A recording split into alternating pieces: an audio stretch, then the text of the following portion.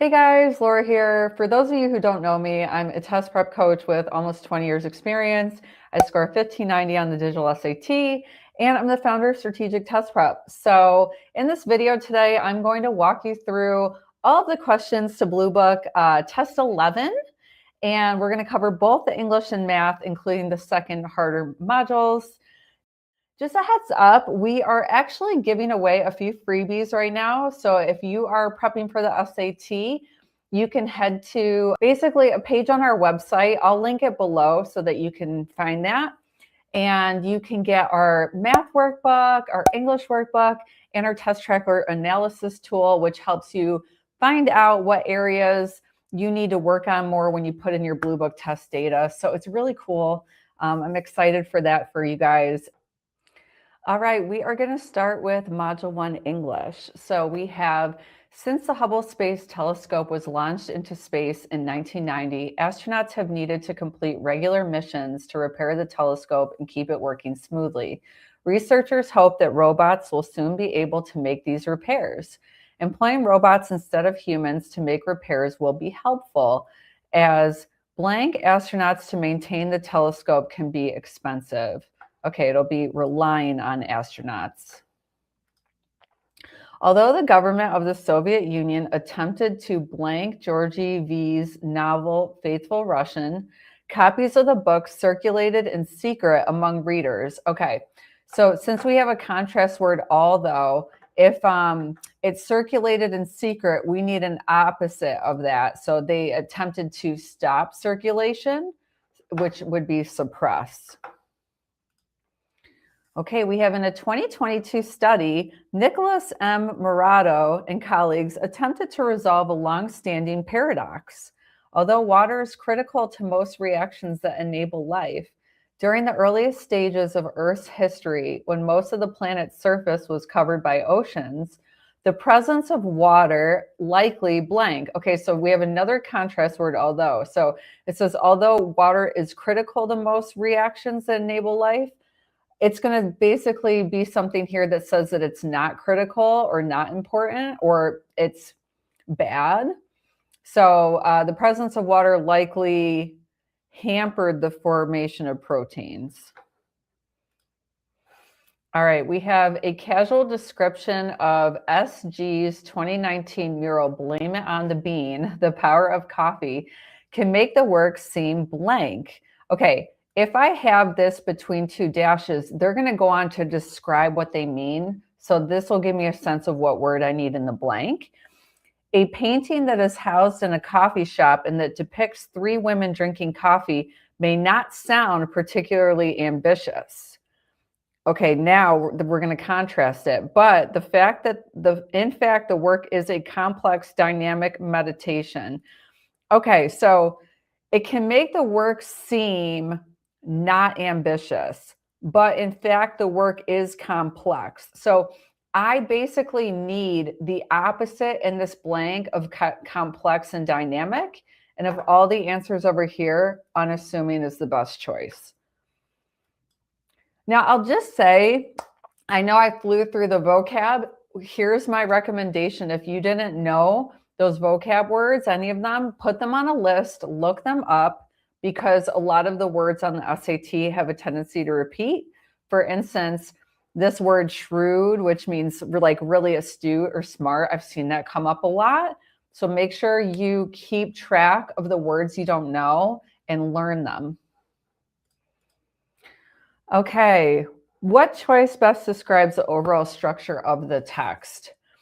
So here's the thing with the overall structure of the text questions. They usually have two parts of the answer. So it does this, and then it does this. It does this, and then it does this. So chances are the first two sentences are going to correspond with like the first part of each answer choice. Like for instance, that would correspond with that. And then like the second half of the passage, so since there's four sentences, the last two sentences are going to correspond with this part of the answer. So what I like to do is cut some corners. I just read the last sentence or the last couple of sentences, and then I read the last part of each answer choice. So we have As scientists began to see how essential the gray wolf was to the Yellowstone food chain, ecological restoration strategies were employed to reintroduce the gray wolf to the park in 1996. The rebound effect in the park's natural ecosystem was noticed almost immediately. Okay, so and then offers potential solutions to that problem. Well, that's not the right answer because this is just one solution. It's not multiple solutions. It sounds like they just introduced the gray wolf back in the environment. So since it says solutions plural, I'm going to cross that off. This one says, and then explains why the wolf was eventually restored to the park. Well, yes, I could hold that because it does say that it helped rebound the ecosystem. So let's hold that. The next one says, then give specific examples to support that claim. Well, we don't have specific examples here. We just have what they did. So I'm going to get rid of that. And then discusses the consequences of reintroducing the wolf to the park. Well, that makes it sound negative, and there weren't consequences. It was actually a good thing. So I think B is the answer. Now, in the first part, does it mention the elimination of the wolf? It says following the eradication of the gray wolf. Yes, because eradication means elimination. So this is the right answer. All right, let's go to 6. Which choice best states the function of the underlined portion of the text as a whole? Okay, so the problem is there's parts of the answers that allude to other parts of the passage. See how A says to offer key evidence that undermines LaBerge and team's initial hypothesis? I can't just read this sentence because I don't know how it relates to their hypothesis. So because there's answer choices that hinge on me understanding the passage as a whole, I'm just going to start at the top and not cut corners on this. So we have curious about how people visually perceive objects in their dreams. Stephen LaBerge and team recruited lucid dreamers, people aware that they're dreaming as it's happening, for a research study. Okay, why are they doing it? Because they're just curious. So this is kind of like the purpose. This is like the why.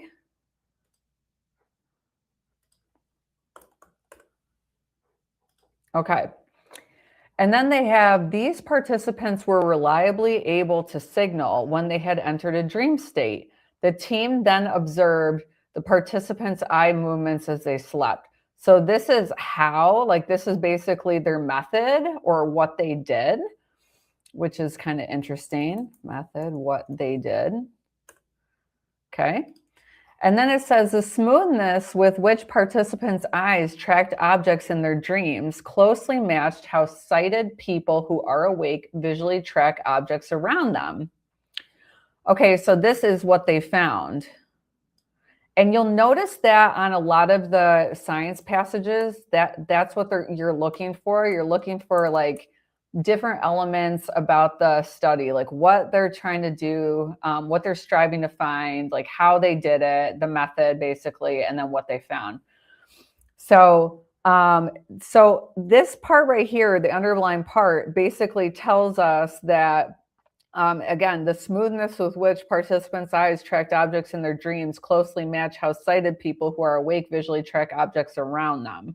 So there's a comparison there between people in the dream state and people that are awake, and they're saying that the eye tracking is similar, suggesting to the team that the brain perceives dream images as a product of something other than pure imagination. Let's go through the answers. So to offer key evidence that undermines LaBerge and team's initial hypothesis. Well, they didn't state a hypothesis. They just stated what they were curious about. So I'm going to get rid of that. To show the unexpected results that led LaBerge and team to change the focus of their study. They didn't change the focus of their study, so I'm going to get rid of that. To illustrate an important real-world implication of LaBerge and team's main finding. I don't know if that's an implication because that means that there's an issue with it. So I would get rid of that.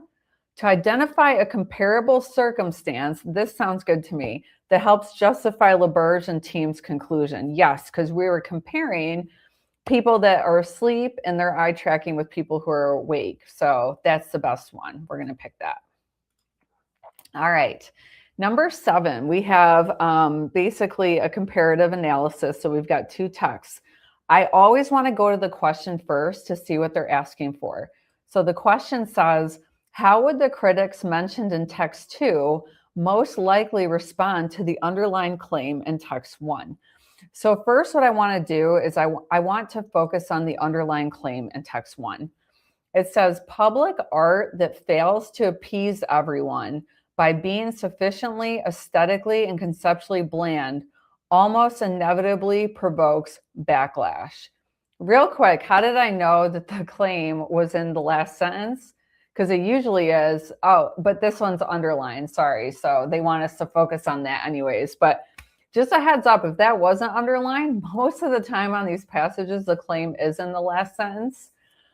All right, so we have public art that fails to appease everyone by being sufficiently aesthetically, and by the way, aesthetic means how beautiful it is, how pleasing it looks to the eye, and conceptually bland almost inevitably provokes backlash. Okay, so let's see what text 2 says.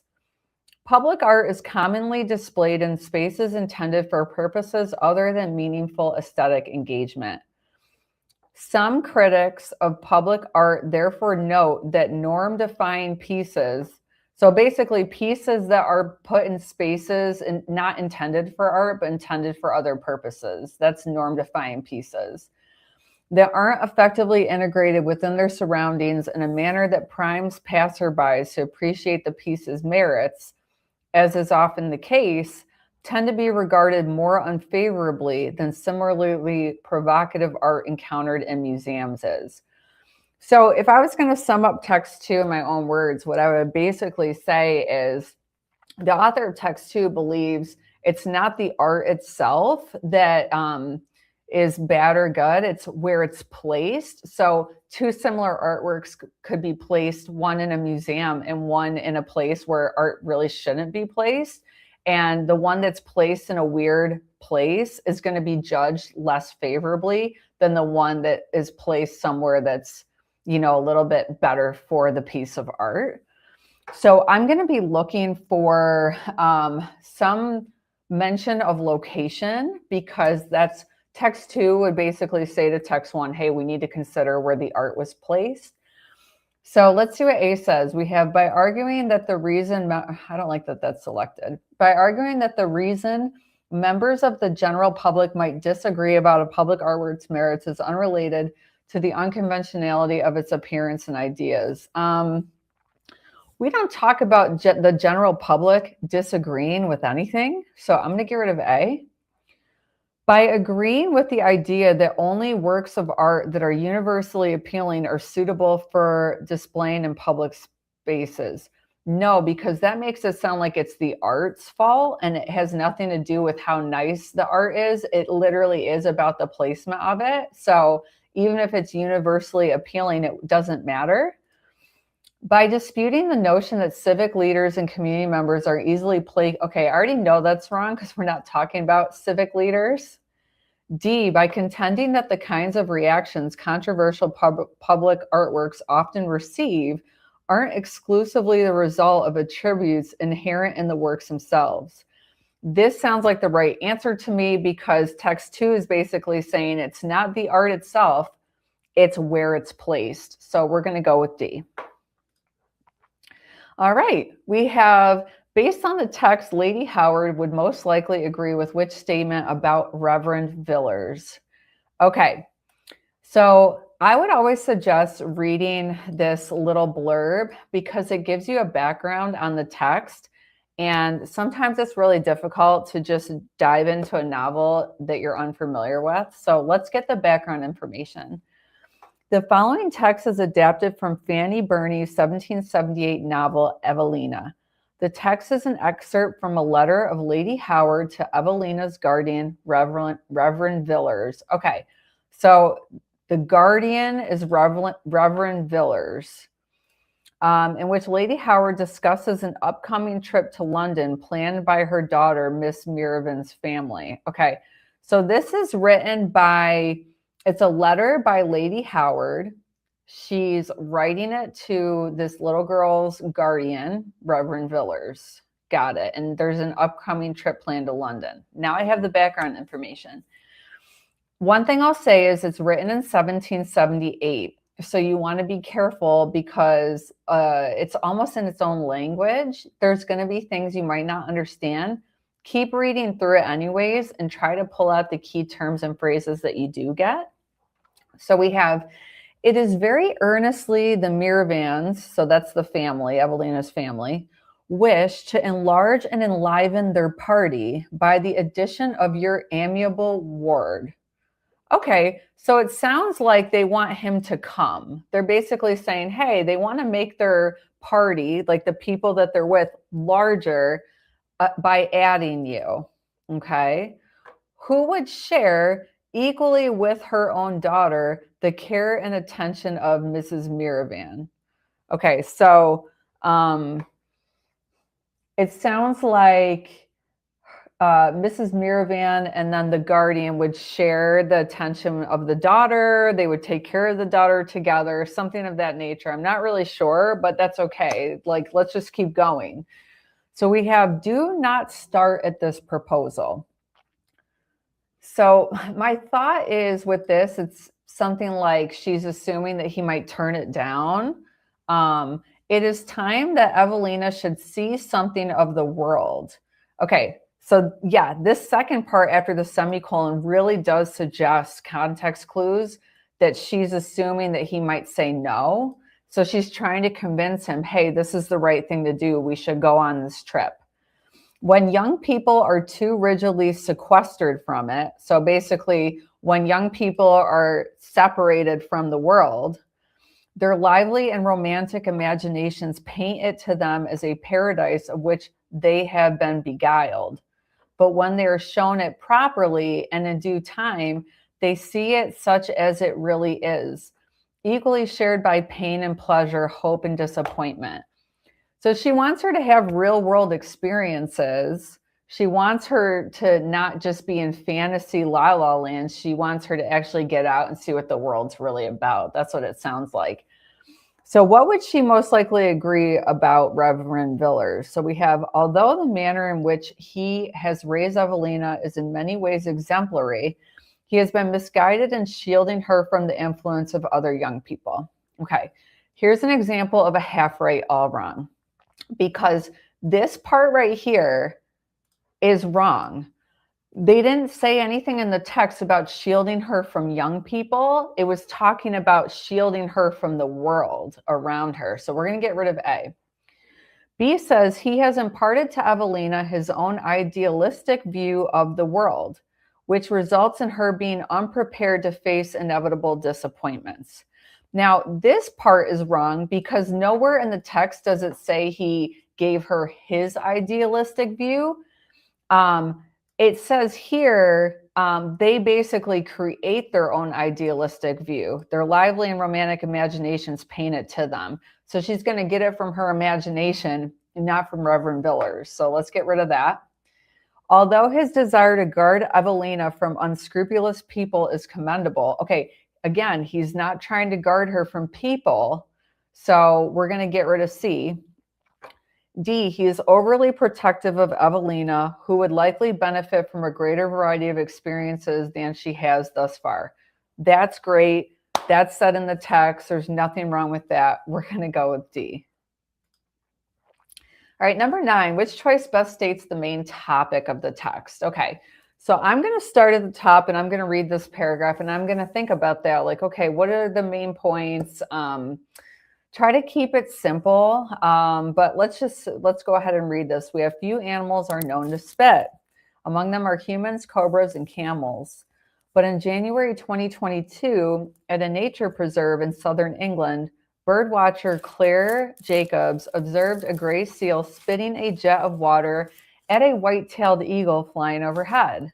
Seals had never been seen spitting before. Biologist Sean Twist, who studies gray seals, believes that the seal may have been attempting to scare the eagle away from a food source or that the seal may have just been playing.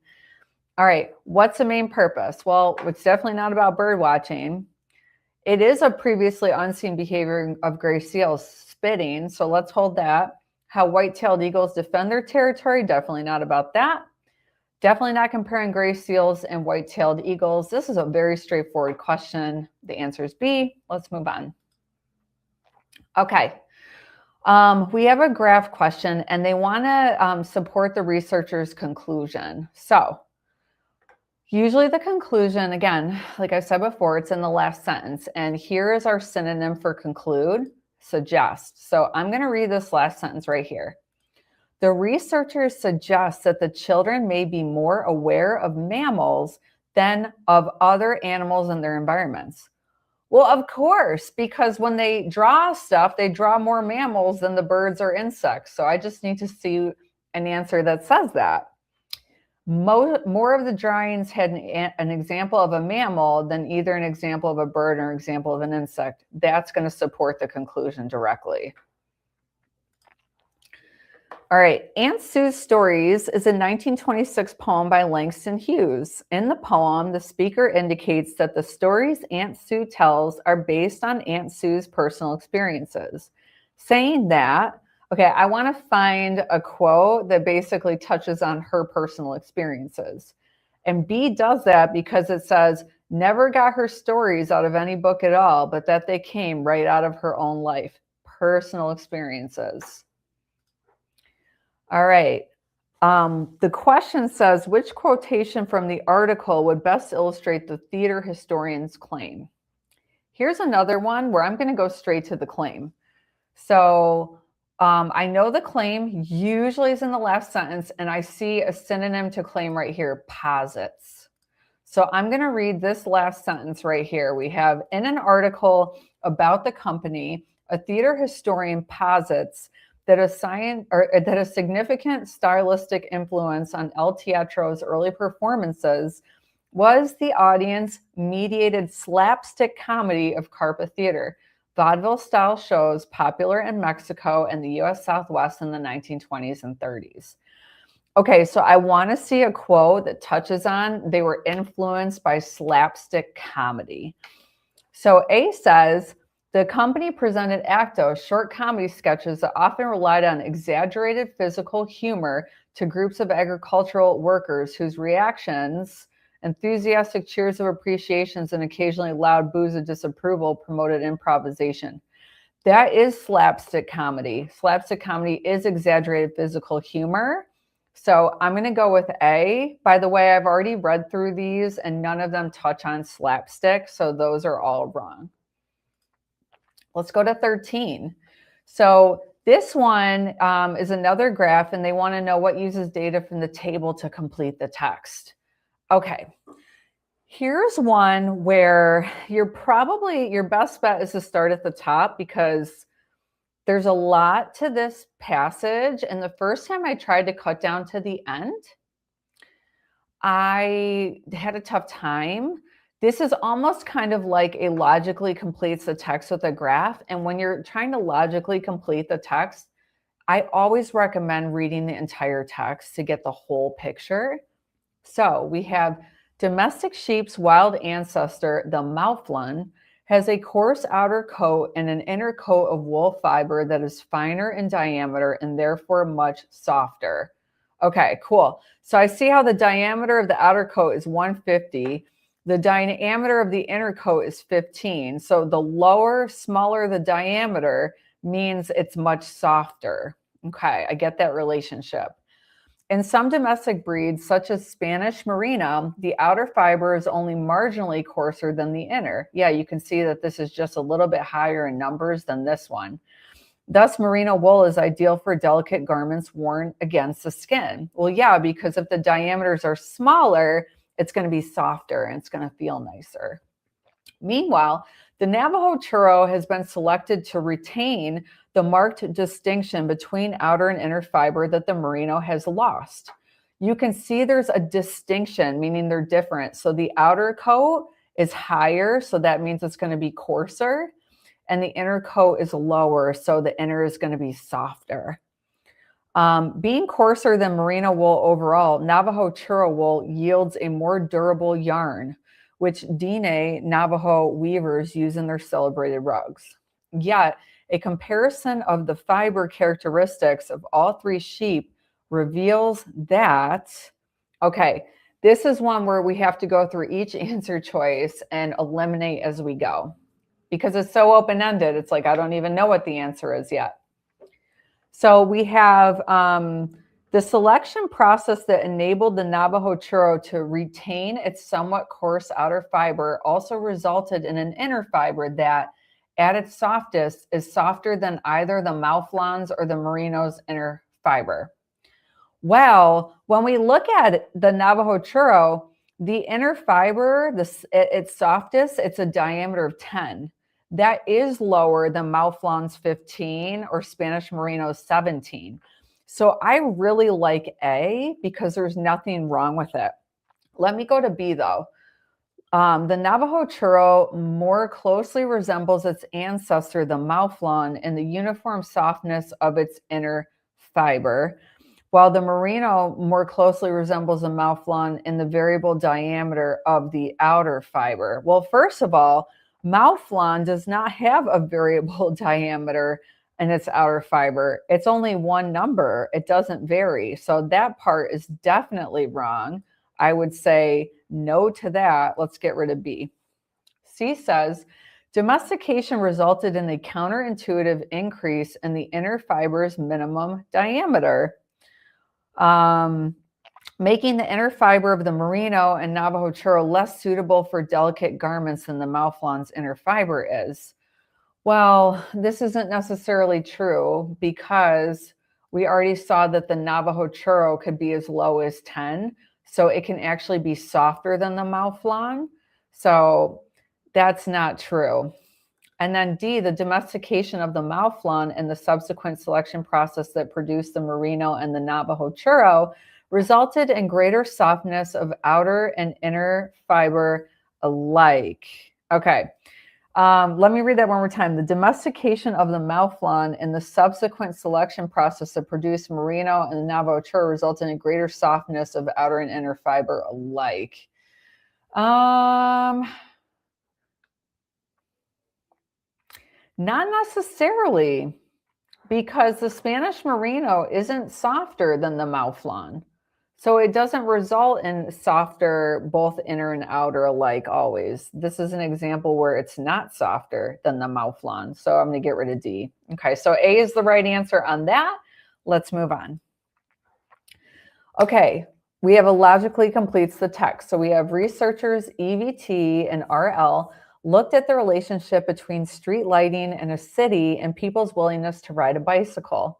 The results suggest that poor street lighting can deter new or inexperienced cyclists from riding in a city. Okay, so here's what they found. So poor street lighting can deter new or inexperienced cyclists from riding, but has little effect on experienced cyclists.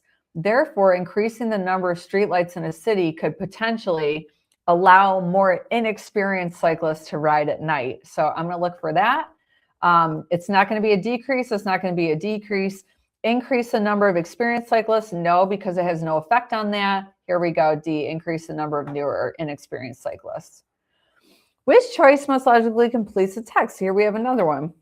So we have Odie Turbo and team studied the effect of human-caused noise on narwhals, Arctic marine mammals that are sensitive to acoustic changes in their environment. Hypothesizing the elevated sound levels. Okay, so here's the hypothesis. So elevated sound levels affect foraging among narwhals. Turbo's team compared narwhal diving behaviors in natural sound conditions with those behaviors in two human-caused sound exposure conditions. Ship sounds and ship sounds coupled with sonic pulses. Okay, so remember guys, when I talk about science, it's going to be divided into certain sentences. So the pink one is the hypothesis.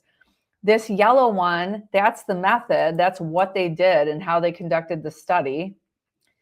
Now they have both exposure conditions resulted. Okay, the word resulted. Here's the finding. Okay, so let me highlight this blue and I'll put a little note. This is what they found. So again, these are very predictable. Hypothesis, how they conducted the study, what they found. So it says, both exposure conditions resulted in significant decreases in the number and target depth of deep dives associated with foraging relative to natural conditions. However, here's an important part, by the way. Any transition that you see, really pay attention to that. Differences between diving behaviors and the two exposure types were negligible, a finding that can be attributed to the fact that, okay, so they did ship sounds and then ship sounds coupled with sonic pulses. So if the difference was negligible, my conclusion is the sonic pulses didn't really do anything. It's really the ship sounds that are affecting the narwhals. So I'm going to get rid of A because that doesn't make sense.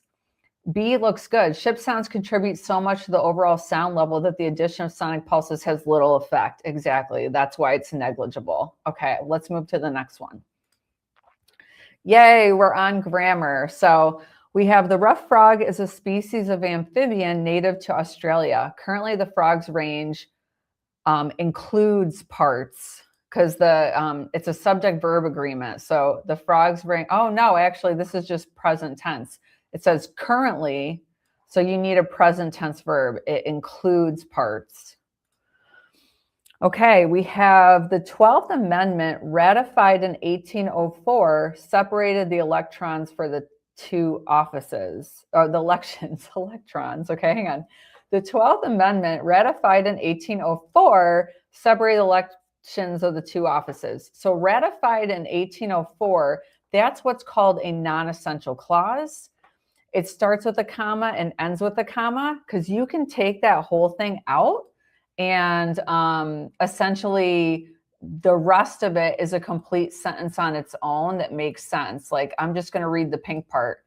The 12th Amendment separated the elections for the two offices. We don't need ratified in 1804. It's just extra information describing more about the 12th Amendment. So that's why I need a comma at the end of this to separate it out. Okay, we have in these works, Twombly's artistic style is exemplified by his use of graffiti-like scribbles that often incorporate words or phrases. That's something I can read right through. I don't need any pauses there. So I'm going to go with B. All right, Walston's findings indicate that assuming solar panel installers cooperation, okay, I see a dash here. I'm thinking it's going to be the dash. I just need to figure out, is this part right here non-essential? Like, can we take that out and the sentence still makes sense? So if I read it without it, we have Walston's findings indicate that practice has the, Walston's findings indicate that this practice has the potential to increase the number of native bees. Absolutely. The assuming solar panel installers cooperation is extra non-essential information. So I'm going to go with B. It needs to be separated out by another dash this time because the non-essential started with a dash. All right. This one was tricky because most grammar questions I say, hey, just start in the last sentence, right? Now this is a modifier. So whatever word comes next is the subject, and this is describing the subject. So it says defined by a disorganized molecular structure. I don't know if ice IH is disorganized or amorphous ice is. So I could pick A, B, or D. Lac doesn't make sense for a subject because lac would not be disorganized molecular structure. So now I still have it down to 3 answers. The thing is, earlier up here, they said ice IH is distinguished by a crystalline structure in a hexagonal pattern. So ice IH is not disorganized. That one is very organized. So that means we have to get rid of A and D. So our subject is amorphous ice. All right, 21. Topographic maps show the elevation of landforms above sea level. Bathymetric maps show the elevation of landforms below the sea. So we have above and below. It's going to be by contrast. Al-Andalus, the historical region of the Iberian Peninsula that includes most of modern-day Spain, was ruled by various Arabic-speaking Muslim states between the 8th and 15th centuries. blank many Arabic words. So consequently, many Arabic words made their way into the Spanish language. This first sentence caused the second sentence to occur. All right, we have long thought to be sessile and mobile. Adult CT barnacles that adhere to sea turtle shells have been observed to shift slightly in position over time, a phenomenon that has been attributed to the barnacles' passive displacement by water currents.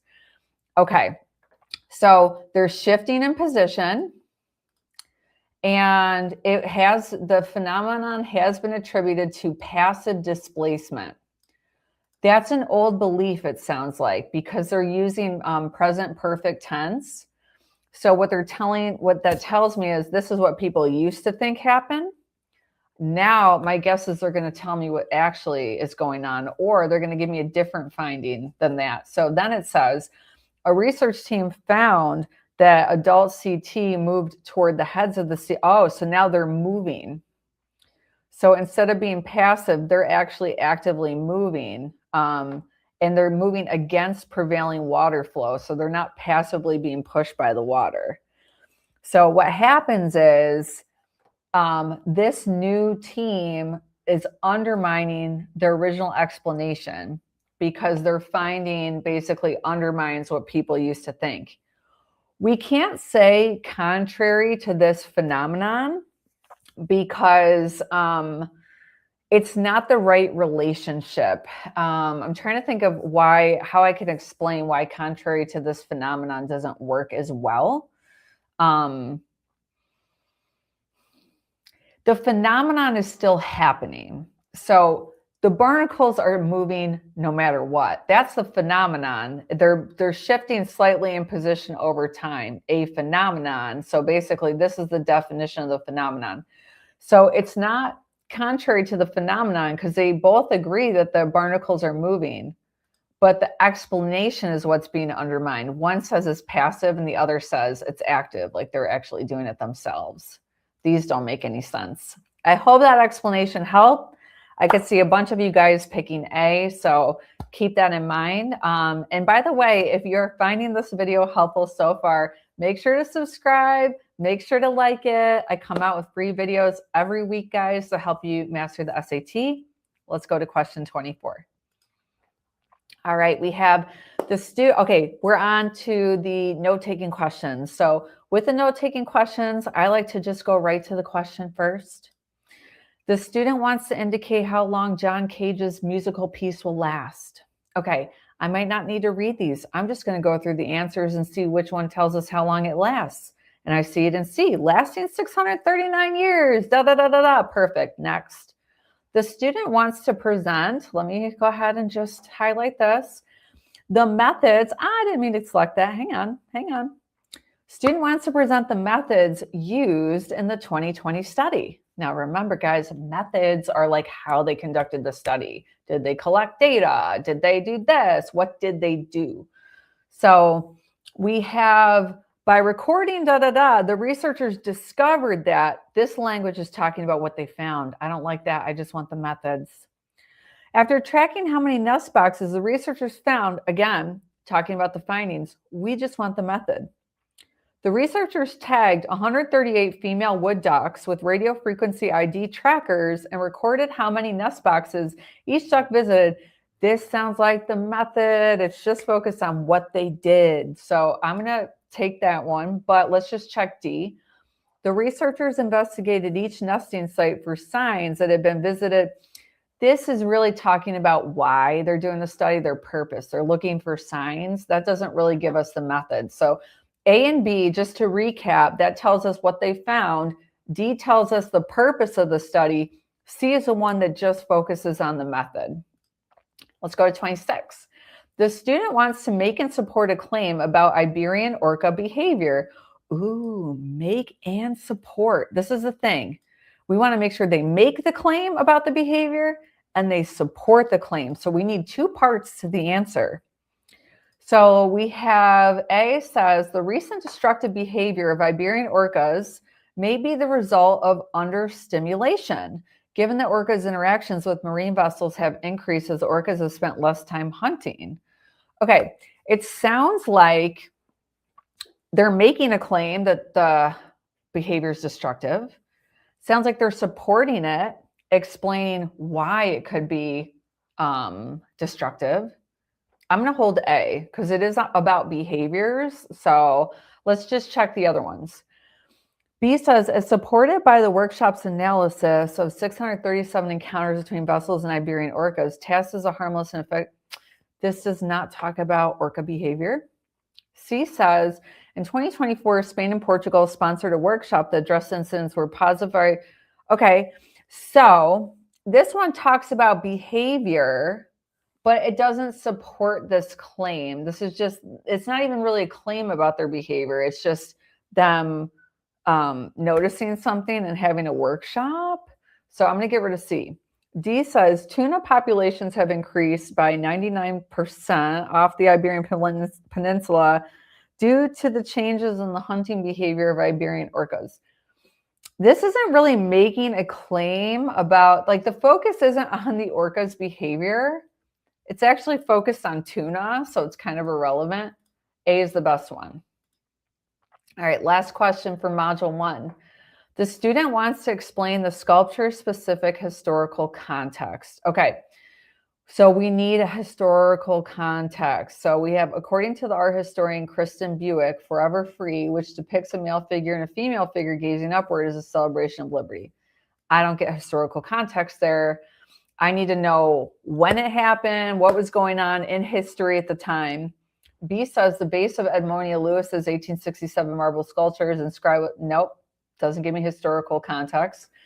Completed in 1867, Lewis's sculpture Forever Free commemorates the Emancipation Proclamation, which had been issued 4 years previously. I know when it happened in history. I know what was going on in history and how it relates. C is the best answer. This kind of focuses more on the sculptor and when they lived. So we're going to get rid of D. All right. So that is it, guys, for English Module 1. All right, lovely people. We are on to Module 2, the harder module for the English of Test 11. So let's start with number 1. We have scholars long thought that the initial spread of silk beyond China occurred in the 2nd century CE, but this view has been blank by new archaeological evidence from South Asia that reveals that the people made use of silk at least 1,000 years earlier. So it would be contradicted. All right. Archaeologists have identified a plethora of beads fashioned from Tricha gibbosola shells in many Middle Stone Age sites across Western North Africa, including El Cave, Morocco. In a 2021 paper, they attribute these artifacts so they're in many sites across Western North Africa. That's the key. So they're all over the place. So the best word would be ubiquity because it's like everywhere.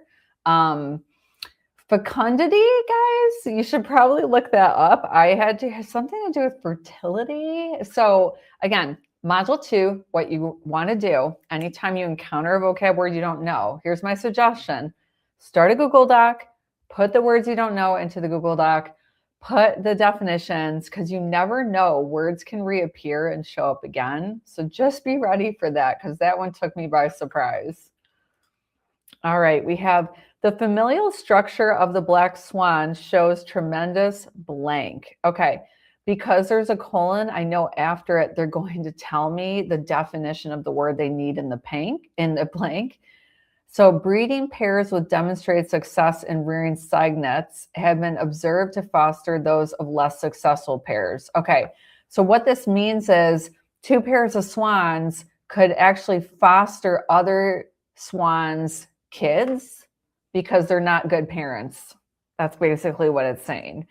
And while rearing by female-male pairs is most common, male-male pairs sometimes rear the little baby swans too. So it sounds like there's a lot of flexibility and they don't always take care of their own kids. It's not always male-female pairs. So You want to find something that talks about that kind of flexibility, and the best word is elasticity. All right, number 4, we have the following text is from a 1955 translation of Samuel Beckett's novel Malloy. In the text, Malloy has arrived at the town ramparts, an elevated walkway atop the city walls. Was this really necessary to read on this one? No, I don't think it helps because it's a word and context question. However, I usually suggest reading the intros just in case, because sometimes they can help unlock the right answer for you. We have, and having cleared the ramparts, I had to confess the sky was clearing prior to its winding in the other shroud night. Yes, the great cloud was raveling, discovering here and there a pale and dying sky, and the sun already down was manifest in the livid tongues of fire darting towards the zenith. Okay, so let me just put this into layman's terms. When they said, and the sun already down, it means the sun already set. So it was behind the horizon. You can't see the sun anymore. But there's livid tongues. Livid means angry. So it's kind of like a poetic thing. Tongues of fire. So when you think about a sun setting, if you can see tongues of fire coming out over the horizon, it's still like the sun's rays. So you can still see the sun, even though it's like under the horizon. So the rays are still perceptible. It was perceptible in the livid tongues of fire. Okay. That one was a really tricky one. It's not situated in the livid tongues of fire, because remember, it's underneath. It's not realized in the livid tongues of fire. The tongues of fire are part of it. It's just the rays of it. And it's not dwindling in the tongues of fire. The tongues of fire are actually still showing that, hey, I'm still the sun, I'm still here. So it's not dwindling in the tongues of fire. The tongues of fire are doing the opposite of making it dwindle, perceptible. Okay, 5. What states the main purpose of the text? So we have the following text is from Bram Stoker's 1911 novel, The Lair of the White Worm. Adam is meeting his great uncle Richard at a port. The meeting, so auspiciously begun, proceeded well. Adam, seeing the old man was interested in the novelty of the ship, suggested that he should stay the night on board, and that he would himself be ready to start at any hour and go anywhere that the other suggested. So the other being the uncle. That's really nice. So he's basically saying, hey, come stay on my ship. We can go wherever you want. This affectionate willingness to fall in with his own plans. So basically, Adam's willingness to go along with whatever the uncle wants won the old man's heart. He warmly accepted the invitation, and at once they became not only on terms of affectionate relationship, but almost like old friends. Main purpose. Does it state the reasons why Adam and his great uncle Richard decide to sleep on the ship? No, they're not like they decided to sleep on the ship because it would rock them to sleep, because the bed is more comfy. Those would be reasons. There was no listing of reasons.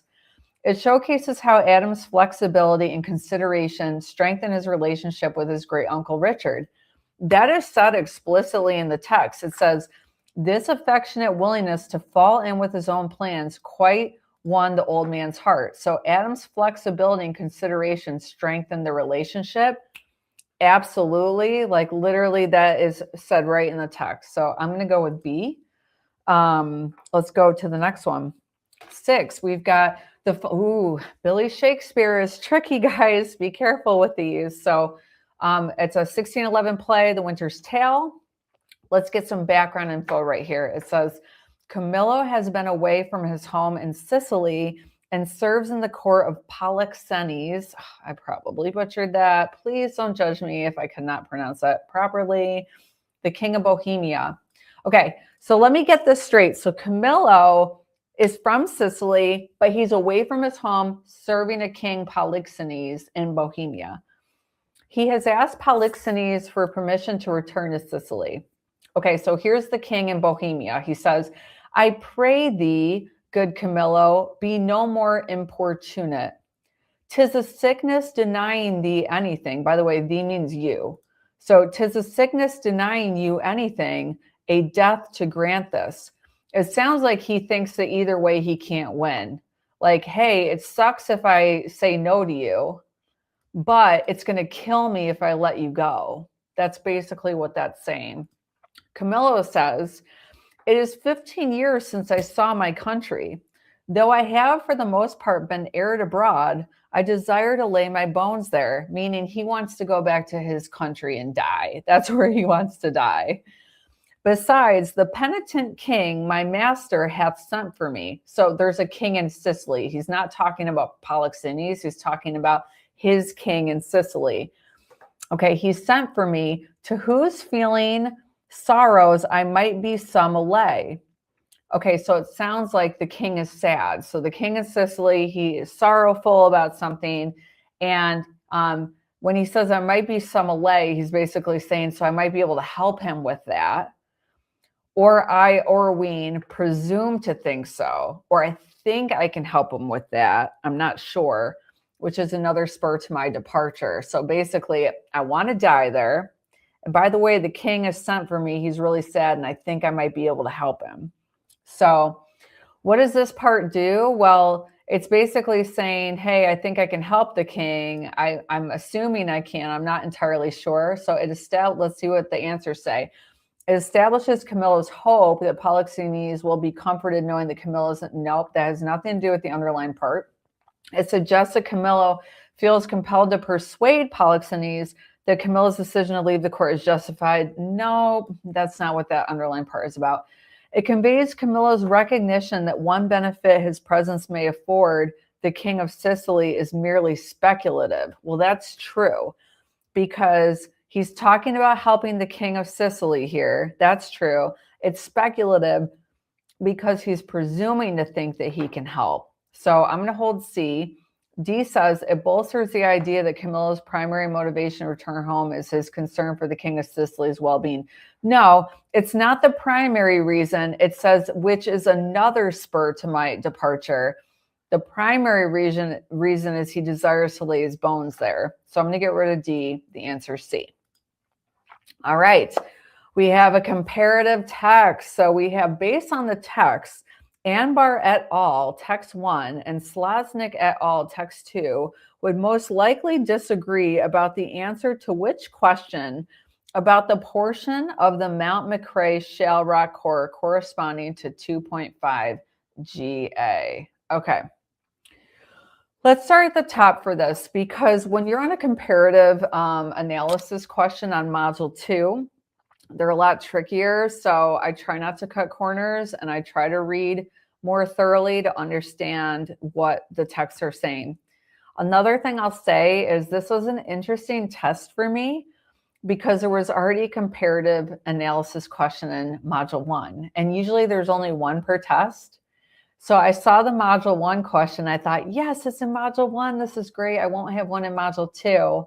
And then I got to this one on Module 2, and I was like, oh, crap. So weird situation that we had 2 on this test, but what can you do?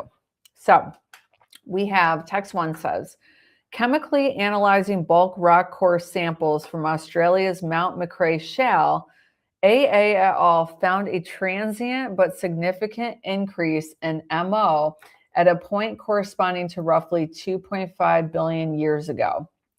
On Earth, MO is released mainly through oxidative weathering of minerals. Anbar et al. Therefore concluded that, okay, so here's their conclusion. This is important. Atmospheric oxygen briefly increased 2.5 GA, then returned to its earlier negligible level. Okay. Text 2 says, SS et al. Re-examined the Mount McRae shale core. Since chemically analyzing bulk samples can occlude contextual details, Slaznik et al. Also employed high-resolution microscopy, which revealed volcanic debris, a known MO host, around 2.5 GA and microfractions in the surrounding matrix. The researchers assert that, okay, so this is what they believe. So the researchers assert that fluid could have reached the debris through the microfractures and initiated oxidative weathering long after debris deposition. So this one focuses on volcanic debris. So the differences between these, this one's saying it was a brief occurrence in the atmosphere. And this one's saying, hey, it wasn't just in the atmosphere, it was in the liquid from volcanic debris, and it happened long after the debris deposition. So it wasn't brief and then returned to baseline, right? So let's see, what would they disagree about? Does the increase in MO in that portion suggest that atmospheric oxygen levels were not negligible before 2.5 GA? Okay. This is not a good question that they would disagree on, because the disagreement isn't about the negligible oxygen levels before 2.5 GA. I'm going to get rid of that. Is the increase in MO in that portion indicative of an increase in atmospheric oxygen dating to the same time? Again,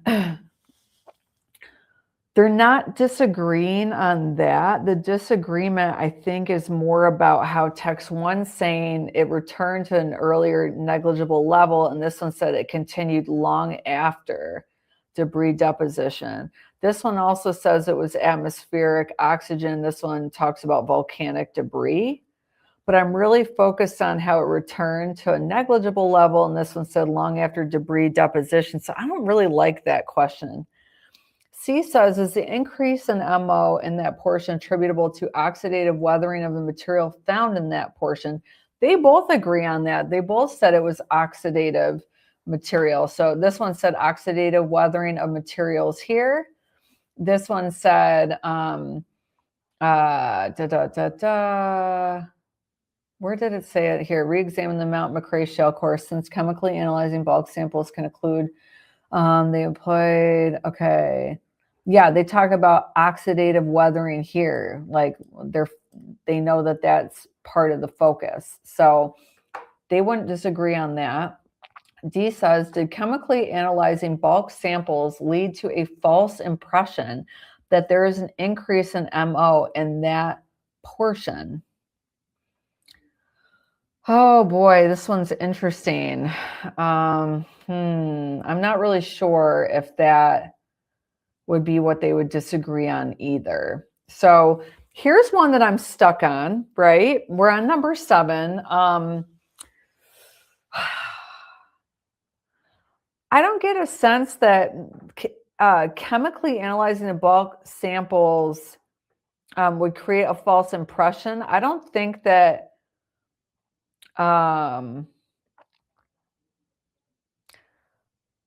they would disagree with that, because text one doesn't even touch on that. It doesn't touch on that method at all.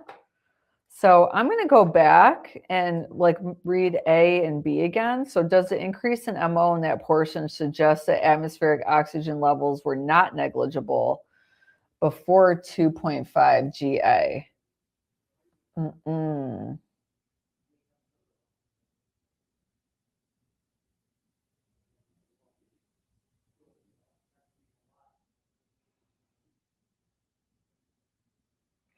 Well, no, they're not going to disagree on that, because in both passages, they really talk about this event occurring around 2.5 GA.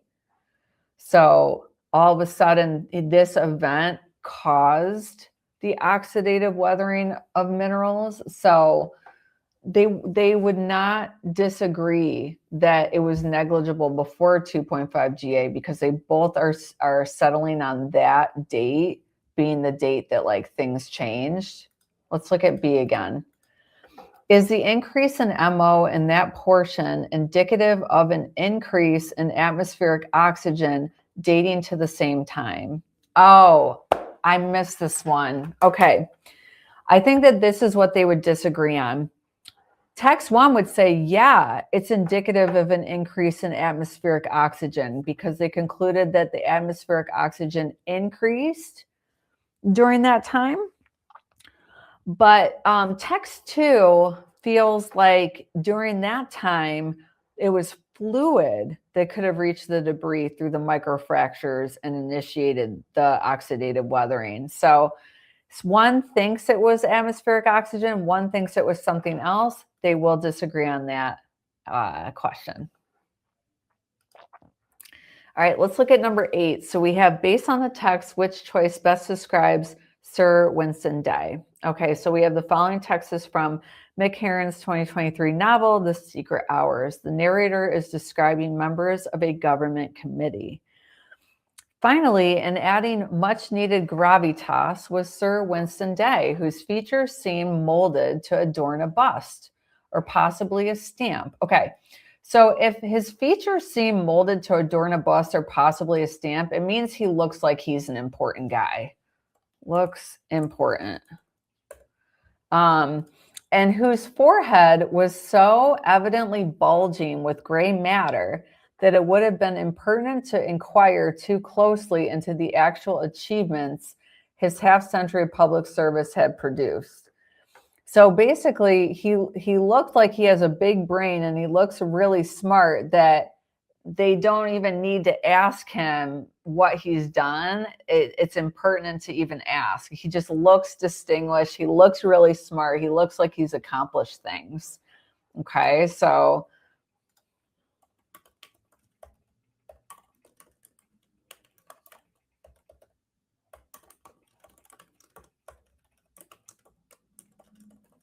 you don't need to ask. Okay. His recently published memoirs possibly cast light on this enigma. Okay. Well, an enigma is a puzzle. So it means we don't know for sure because we don't want to ask because he looks so distinguished, right? We don't want to ask. So they possibly cast light on this enigma, basically like what his actual achievements are. So we don't know what his actual achievements are. But given that such details were not provided until after the 30-page mark, they might as well have remained state secrets. So his memoirs possibly cast light on this enigma. Possibly means that it didn't actually cast light. It could have. It was too far in the book, though, for it to really do that. So what describes Sir Winston Day? He has the appearance of a distinguished figure, but is uncertain whether he's accomplished anything. It is uncertain because they could have possibly cast light on this enigma, but it's uncertain still. He looks like a person worthy of respect, but his memoirs reveal that some of his actions were dishonorable. It says nothing about his actions being dishonorable. That's wrong. He would be a celebrated public figure if his achievements did not have to be kept secret. It doesn't say that they had to be kept secret. That's wrong. He has maintained a modest profile, even though he has served the public capably for many years. So it doesn't say that he served the public capably for many years. We don't know. We don't know his actual achievements of public service. It's an enigma. So like this is making assumptions that aren't explicitly said in the text. So we're going to go with A. All right, let's go to number 9. So main idea of the text. All right. By the way, guys, if you're enjoying this walkthrough and it's helpful for you, I'm really grinding this out today. So give me a like, give me a comment, share this video with a friend that's taking the test. I'd really appreciate it. We have what choice best states the main idea of the text. So studies of ocean wave breaking have predominantly focused on traveling waves. Okay. Traveling waves are those propagating along the horizontal plane. So Mark McAllister and his team utilized a circular wave tank to produce and study spike waves, axis-symmetric standing waves that can erupt vertically when traveling waves propagating in opposite directions intersect. Traveling waves break when wave steepness passes a critical threshold. Breaking thus constrains wave height. McAllister found that spike waves can exceed that constraint. So spike waves can exceed that constraint as other factors than just steepness, jet stability, and cavity shape mediate spike wave breaking. Okay. This is a really important sentence.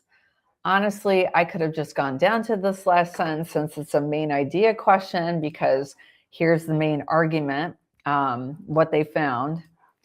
Let's go through the answers. We have previous studies have suggested that steepness mediates braking and traveling waves. But the study by McAllister shows that jet stability and cavity shape may also influence braking in such waves. That is not true, because the jet stability and cavity shape, when they talk about that, they're talking about spike waves, not traveling waves. B says the process of braking limits the height of traveling waves, but the study by McAllister suggests that spike waves can exceed those limits if their height to length ratio reaches a critical threshold. It doesn't say that they can exceed those limits if their height to length ratio reaches that critical threshold. That's not said in the text. When they talk about the height to length ratio, they're talking about traveling waves braking, but they didn't talk about a height to length ratio for spike waves at all. So I'm going to get rid of B. C says McAllister et al. Suggests that spike waves can form when traveling waves propagating in opposing directions intersect. It did say that in the text. And that spike waves tend to be higher than traveling waves. Okay, this is where the language gets a little sneaky. It did not say in the text that they tend to be higher than traveling waves. It said they can exceed that constraint. But it's not saying they tend to be higher, because that would be comparing the two in a different way, and that was not said in the text. We have the study by McAllister et al. Suggests that when traveling waves intersect in specific ways, the resulting wave may be higher than would be expected based on the properties of traveling waves. This is true. The resulting wave may be higher. That's a spike wave. It can exceed that constraint based on the properties of traveling waves. It says the jet stability and cavity shape. So those are the other properties. So I'm going to go with D. One thing I will say, though, is I don't like that it says based on the properties of traveling waves. So I guess the jet stability and cavity shape were traveling wave properties. So let me just go back to A, because I had eliminated A, saying that these were just properties of spike waves. So we have previous studies have suggested that steepness mediates braking in traveling waves. But the study by McAllister shows that jet stability and cavity shape may also influence braking in such waves. Well, they're not talking about these influencing the braking in traveling waves. They're talking about how they mediate spike wave braking. So it's still not saying that they influence the braking of traveling waves. So we're good with D. All right, number 10. Which choice best describes data from the graph that supports the underlying claim? Okay, so here's our underlying claim. The team found that male and female A. fasciatus share the same sponge, the same microhabitat. Okay, so you can see sponge 1, there's males and females. Sponge 2, there's males and females. Sponge 3, there's males and females. So the sponges share, the males and females do share the same sponges. So each of the 3 sponges was inhabited by at least one male and at least one undetermined. Well, that doesn't support the claim. We needed to say at least one male and one female. That doesn't support the claim. Each of the 3 sponges was inhabited by at least one male and at least one female. Awesome. That supports the claim that males and females share the same sponge. All right. Which quotation from a music streaming platform user would best illustrate Walsh's finding? Well, it says Walsh found right here, so I'm going to read just Walsh's finding. Walsh found that these dimensions tended to make study participants feel much more mindful of how their listening activities may be perceived, which in turn influenced how they managed those activities. Okay. So if they are mindful of how their listening activities may be perceived, they're going to be thinking about other people judging them for the songs they pick. So I want to find a quote that talks about that. When I create playlists or choose songs to listen to, I often pick songs that I think the friends who are following me might be interested in listening to, rather than what I might actually prefer listening to in that moment. Spot on. That one basically says that they feel more mindful about how they're being perceived because they're choosing songs based on what other people would like. All right. We have which choice most effectively uses data from the table to complete the example? Okay, so it says, for example, and since this is a transition, they're giving us an example based on what they said in the sentence before. So I need to read this sentence. Each planet in this system is so close in orbit to the star that the gravitational forces acting between the planet and the star cause the planet's rotational period around its axis and orbital period around the star to be equal. All right, so I like to see two numbers that are the same then if they're going to be equal. It says, for example, the orbital period TRAPPIST 1e is, well, it looks like the orbital period is 6.1 days. I see that here. We want the rotational period to be the same. So it's also 6.1 days. That's perfect. All right, logically completes the text. So we have studies conducted in individual Western societies have demonstrated associations between personality traits and 5 musical factors. Underline individual preferences for styles of Western music. To investigate these associations across cultures, DG et al. Collected music preference assessments for Western genres and self-reported personality traits. Okay, so they wanted to do this. So this is their purpose. That's the purpose of the study. What did they do? What was the method? Well, they did this. That's the method. And then what did they find? Well, here's the finding. So cookie cutter, isn't it, guys? Like literally these science ones. So here's what they found. So it says the study confirmed that the 5-factor framework accurately captured participants' tastes in Western music. And moreover, the study found similar correlations between patterns of these factors and with personality traits, suggesting that, okay, so just to get this straight, they went to a bunch of different countries to see how the 5 musical factors associated with personality traits, so they found that there are similar correlations between the patterns of these factors and the personality traits. What would that suggest? Well, it would suggest that it can predict it regardless of what culture people live in. That would be a conclusion I would try to come up with a conclusion first and then look at the answers. So I guess that's my conclusion. So let's see.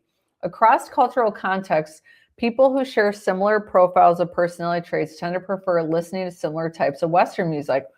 That sounds good to me. Let's check the other ones, though. So we've got answer choice B. The 5-factor framework can likely be used to predict preferences for non-Western music. We're only focused on Western music styles, so we don't know that. C says, the strength of the relationship between personality traits and musical preferences varies less across cultures than researchers had previously assumed. The text didn't talk about what researchers previously assumed. Get rid of that. D says, people with a relatively high degree of familiarity with Western music styles are likely to express stronger. We're not talking about how familiar they are with the Western styles. That is also not mentioned in the text. A is definitely the best one. All right. Number 14, we have the ratio of methane to other atmospheric constituents, represented by a measure called the methane mole fraction, influences a variety of meteorological phenomena, notably precipitation and humidity. Okay, so I am going to, because this is a science one, try to break this down into simpler words so that I can understand what this is saying. So there's a ratio, and you take methane to other atmospheric stuff. So it's like basically methane over other atmosphere stuff. It's called a methane mole fraction, and it influences lots of things, but most notably, it influences precipitation and humidity. Okay, so for Titan, Saturn's largest moon, the observational data that exist are too sparse and discrepant to fully constrain the range of the methane mole fraction at various atmospheric levels. Okay, so on Titan, Saturn's largest moon, the data that exists is it's too little. There's not enough data to fully constrain the range. So to fully show the range of the methane mole fraction at different atmospheric levels. So there's not enough data to be able to use the methane mole fraction at various levels to calculate the methane mole fraction. We can't do it at a bunch of different atmospheric levels, basically. So these these researchers point out the outputs of the atmospheric model of Titan, which track closely to observations in some respects, reflect how the model's developers responded to this challenge. So what did they do since there wasn't enough data, basically? By prescribing a uniform methane mole fraction for the lowest level of the atmosphere. Okay, so they said we can't test the MMF, the methane mole fraction, at all these different atmospheric levels for Titan. There's not enough data. We're just going to make one number. We're going to try to drill down as close as we can and just use this one number from the lowest atmosphere. So it's important to note that, well, what I would say for my conclusion is that the methane mole fraction they use may not always result in accurate results or quantities, because they're drilling down on like almost like an estimated number instead of being able to use actual numbers. So let's see what we have. Some disagreements between the model's simulations of Titan's precipitation humidity and the moon's actual precipitation humidity are to be expected.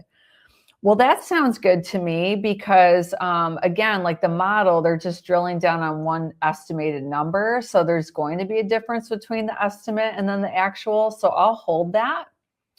B says, further observations of Titan may clarify the moon's methane mole fraction sufficiently for the model to employ a single value rather than the range. Well, this is an opposite answer, because if there were further observations that could basically clarify the MMF sufficiently, we would get a range instead of having to drill down on that single one number. So I'm going to get rid of B. C says, even though the model's outputs sometimes agree with observational data, Titan's real methane mole fraction is likely higher than the methane mole fraction used in this model. We don't know that for sure. Like that's a assumption. And it sounds like actually there's a range, really. So there isn't one real number. There's truly a range, but we can't drill down on that because we don't have enough data. So I don't like C. D says inconsistencies across the model's simulations of Titan's precipitation humidity could be attributable to variations in the moon's methane mole fraction. That's an opposite answer too, because the inconsistencies would be attributable to the one methane mole fraction they drilled down on because they couldn't get a range. So there's no variations in the MMF. It's the opposite. They only have one at the lowest atmospheric level. So we have to go with A. All right, let's go to 15. So established in 1936 by African-American novelist Richard Wright, what? Okay, well, again, this is a modifier. So it is basically leading into what they're about to be talking about. So the subject's going to come right after. What's established in 1936 by novelist Richard Wright? The Southside Writers Group. That's why the answer is A. He wouldn't establish Chicago writers. He wouldn't establish writers. He wouldn't establish Chicago. It's A. All right, 16, we have laden with emojis and seemingly meaningless words and driven largely by Sawano's personal feeling and mood. Well, this is another modifier. What is laden with emojis and driven by a personal mood? The titles. Okay, the titles have emojis in them. The listener can't have emojis in it. Each piece can't have emojis in it. And the listener's approach can't have emojis in it. Remember, right after a modifier, you need the subject. So the subject is the titles. All right, 17, we have Barada's pieces utilizing elements as disparate as plant-dyed fabrics, wire crab traps filled with stones, and cotton balls dangling above a fan. Okay, so the subject is pieces. So they explore. And by the way, this is subject-verb agreement. So has explored and explores, those are both singular. So since they're the same, I would cross those off. Exploring doesn't work here. But anyways, it's Barada's pieces explore the ways humans attempt to organize. All right, we have another subject-verb agreement. Have invited, are inviting, and invite are all plural. So I already know the answer is invites. I'm going to move on to the next one. We have, okay, this one's a comma placement question. Now, I've seen enough of these questions to know the answer is probably A, because there's a description before the name. And when there's a description, professor, before the name, you can read right through it without pausing. So let me show you. We have, fortunately, chemistry professor Yang Wang Sun and his colleagues. Okay, do you see how I didn't have to pause it all there? So I'm going to go with A. We're going to move to the next one. All right, we have, instead of sleeping on soft pillows, ancient Egyptians slept on hard, elevated headrests. Their design prioritizing airflow, protection from insects, and hairstyle maintenance over comfort. It needs to be prioritizing because this is a dependent clause. It's not a separate sentence. If it was, and we put an actual verb there, then this would make a comma splice. There's only a comma separating these two things. So this is my independent clause. We're just going on to describe more with a dependent clause. I'm going to pick the ing. What's interesting is the ing often comes up as the right answer on number 20 and 21 on module 2, and the answer to 21 is also the ing. So it says, in a recent study, scientists searching for evidence of awareness in snakes. Now, here's the thing. This part right here is just a phrase describing more about the scientists. So since it's just a phrase describing more about the scientists, I need an ing because my verb is actually down here. That's the verb. So I could take that pink part out and just say, in a recent study, scientists, and I could take this part out as well because this is a non-essential clause between two commas. So I can literally read like my sentence as, let me just highlight what the sentence is, guys. The sentence is the blue part. In a recent study, scientists adapted the test to foreground smell. Actually, this part isn't even the sentence. We could take that away.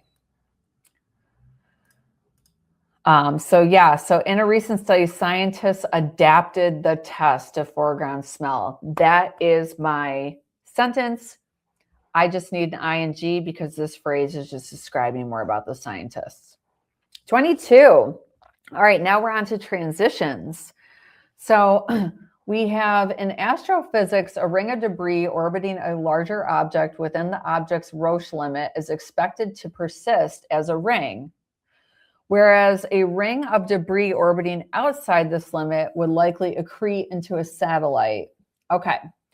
Bruno Morgado and colleagues, blank, detected a dense ring of material orbiting at a distance well outside the calculated Roche limit. Okay, this is going to be a contrast because it still maintained its ring shape and it didn't accrete into a satellite, so we have to say though. Many historical, we have, however, a 2016, well, let me start at the top. So for module 2, even though it might be tempting to start here because you've got your first sentence before the blank here, and then your second part after here. Sometimes you need this context at the beginning to help you answer the question. So I'll start at the top. Many historical accounts of the 1930s focus on the widespread movement of people from Dust Bowl ravaged Great Plains states to faraway California. However, a 2016 study of 1940 census data complicates this popular narrative.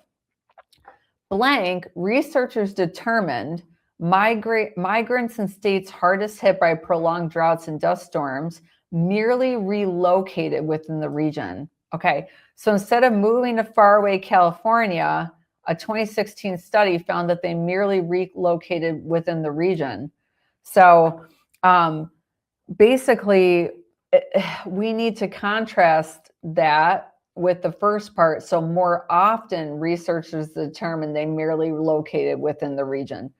It's not additionally, it's not nevertheless, because we already have the however here, and it's not for this reason. This didn't cause this to happen. What they're finding is they less often they were moving to California, more often they were moving within the region. All right, here is something interesting that I found about this test 11.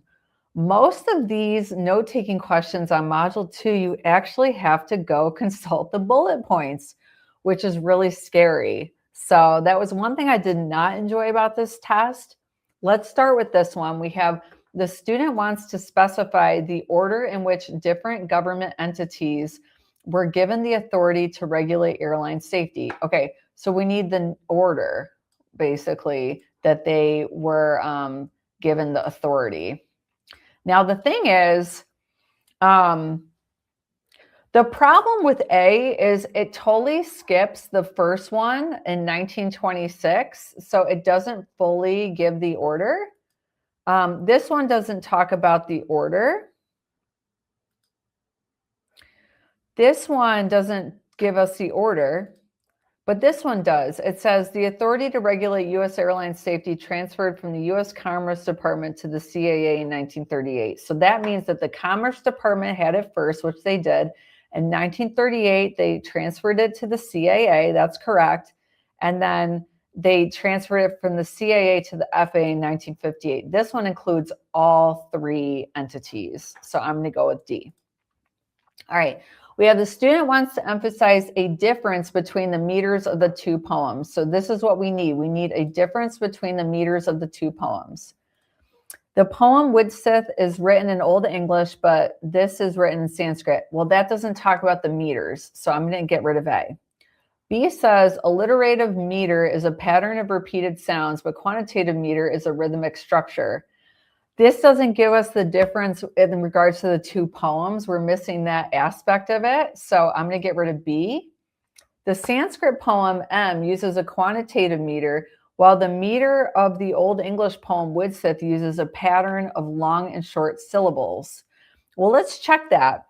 It says Megara uses quantitative meter. That's right. And then it says Widsith uses alliterative meter. Is alliterative meter long and short syllables? No, it's a pattern of repeated sounds. Quantitative meter is long and short syllables, so that is incorrect.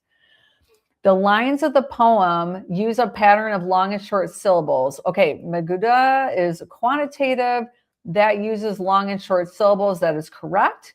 Widsith uses a pattern of repeated sounds. So Widsith is alliterative, alliterative is a pattern of repeated sounds.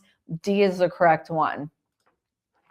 The student wants to place the 1821 Declaration of Independence in the context of Vallet's changing political beliefs. Okay, so we need to do this. Place the 1821 Declaration of Independence in the context of his changing political beliefs. All right, let's go through these answers. So we have Colonel Riego's revolt was the inspiration that Valle, a long-standing opponent of Central American independence, needed to change his political beliefs.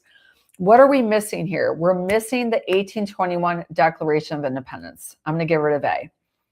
Long an opponent of Central American independence, Valle changed his mind after an 1820 revolt and wrote the 1821 Declaration. Okay, we get what he stood for, why he changed his mind, because there was a revolt, and then it caused him to write the 1821 Declaration. All aspects that we need are there. It has the 1821 Declaration in the context of his changing political beliefs. Let me run through why C and D are wrong, because I'm sure some of you would ask about that. C says, a change in Valle's political beliefs that occurred when the Spanish king repealed the 1812 Constitution led to Valle writing Central America's Declaration of Independence. They don't tell us what his political beliefs are. We don't have enough context. All they tell us is when the political beliefs changed, but we need more context around his political beliefs and how the Constitution fits into that, or the Declaration. So I'm going to get rid of C. There's not enough context. D says the writing of Central America's Declaration of Independence may not have happened were it not for the 1820 revolt. This doesn't have his changing political beliefs at all. C mentions them, but gives no context. D doesn't even mention it at all. So that's definitely wrong. All right, last question. The student wants to compare Fodor's hypothesis with Carruthers. I love this one. I've seen this question before, guys. So let's see. So we want to compare. Okay, we need to compare the two. What this means is you need to have context for both. They can't just give you one and say it disagrees with the other and not tell you anything about the other. We need to know about both of them. So let's look at A. It says, in considering some but not all cognitive systems modular, Fodorian modularity is not as expansive in its definition of modularity as MMH's. Okay, this could be right. I'm going to hold it because it is comparing. Following Fodor's 1983 hypothesis, Carruthers proposed that modularity of mind includes all cognitive systems. Okay, this doesn't really compare the two. It's just saying that they followed it and then they proposed this, but we don't really know what Fodor's proposes at all. I'm going to give rid of B. C says the hypothesis of Fodor and Carruthers differ. Okay, this is comparing the two. And whether they consider low-level cognitive systems such as perception and language modular. Okay, I'm going to hold that. D says in 2003, Carruthers proposed a massive modularity hypothesis, disagreeing with Fodor's earlier hypothesis that the mind is composed of innate neural structures. Okay, here's an example where they don't tell us what Carruthers believes. They just say, hey, he has this hypothesis that disagrees with this belief, but we want to know both. So D is incomplete because it only touches on really what Fodor is arguing. Let's look at A and C again. Let me tell you guys why C is wrong. If you go to the bullet points now, it says in Fodorian modularity, high-level systems are not modular, okay? So Fodor believes low-level systems are modular. And then Carruthers has the massive modularity hypothesis that includes all cognitive systems. So Carruthers also believes low-level cognitive systems are modular. So they don't differ on that. They both believe it. So you have to pick A, okay? So why is Fodorian modularity not as expansive as MMH? Because they believe that high-level systems are not modular. So that is true to the notes. All right, guys, that is it for English Module 2. All right, guys, now we are on to Module 1 Math from Test 11. So let's start with the first question. It says, what has the same solution as the given equation? Guys, all you need to do is subtract 1 from both sides. So 4x equals 32 is the same as this. Okay, now we have k is defined by x cubed plus 110. What's the value when x is 2? So you just put 2 in for x right here. So 2 cubed is 8 plus 110. That's going to be 118. All right, this one says, what was the mean time in minutes for Robert to complete a task for this project? And here's each time. So I'm just going to use Desmos. I can type in mean, and then I'll put every value with a comma between them. So 5, 2, 15, 9, 9. And voila, I don't know if you guys can see this. Let me zoom in a little bit. The answer is 8. Awesome. Let me put 8 down. All right, next one. We have the equation gives the possible combinations of the number of 2009 premium grade log cabin pennies, X. Okay, so X is the 2009 pennies, and it looks like Y is the 1996 pennies.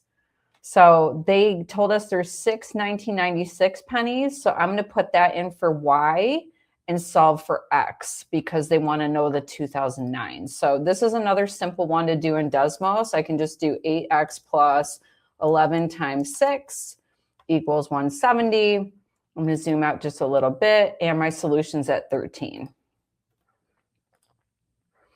Okay, this next one, they want to know what kind of function this is. It's obviously increasing, and it's not a line, so it's going to be increasing exponential. Okay, what's equivalent to that? Well, we just combine like terms. So put the x's together and you get 11x plus 4y.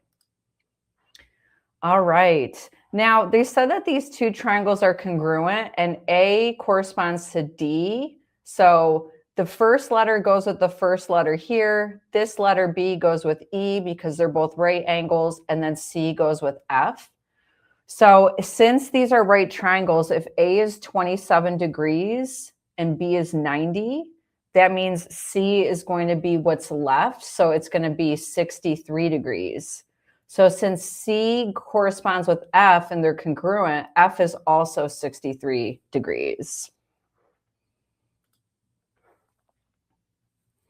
Okay, there are 240 players in a tennis competition that includes 4 rounds of matches. Each player in the competition will play a match against another player in round 1.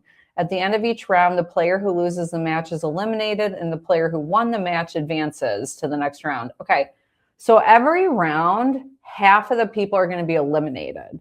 So this is kind of like a half-life. So it's decreasing exponentially, not increasing. So I want, in my parentheses, the rate to be 1/2 because I'm losing 1/2 of the people every time. So only 1/2 is remaining.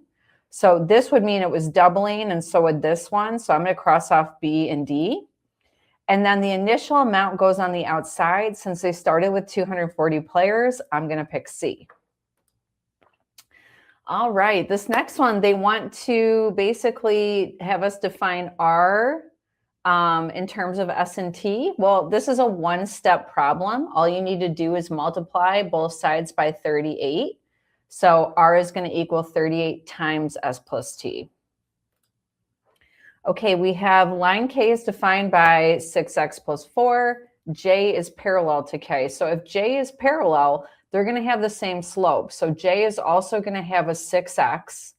And then the y-intercept of J, it looks like, is at 5. So it's going to be 6x plus 5.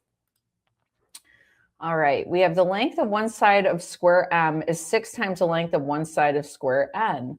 The area of square N is 49. Okay, well, if the area of square N is 49, that means one side of square N is 7. So that means one side of square M is going to be 42 because it's 6 times bigger than 7. So if we want to find the area of square M, we have to square that side 42, and we get 1764. All right, what has one solution? Well, if you're not sure, guys, you can graph these to see how many times it crosses the x-axis. It should hit the x-axis once for there to be one solution. When I look at this algebraically, I know that this will give me only imaginary solutions because if I square root both sides, you can't square root a negative. And then if I square root a 45 and a 135, you're going to have a positive result and a negative result when you take the square root. So there will be 2 solutions to those. The only one that's going to give me just one solution is A, because when you square root 0, the only thing you get is 0. All right. We have the cost to rent a bus from company X is $950 for the first 3 hours and an additional $50 per hour for each hour after the first 3 hours. They love these questions. Basically, the $9.50 for the first 3 hours, that's a flat fee that they're charging no matter what. So we're going to put that on the outside. So that should be out here. We're not multiplying that by anything. That's how much they're charging for the 3 hours. Now, for each additional hour, they're charging $50, but we have to take away the first 3 hours from the total hours. So if T is hours, I need to make sure to subtract 3 because they charged me for the first 3 hours already out here. So that's why the answer to this one is C.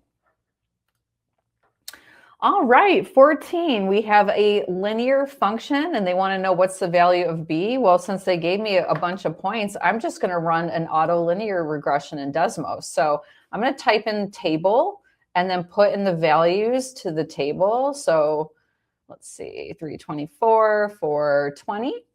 And then what I'm going to do after that is I'm going to hit this little button right here that says add regression, and it's already set on linear regression. Since they said it's a linear function, then I'm on the right track, and it looks like our B value is 36. As you can see, Desmos will just spit it out for you. You don't need to do anything.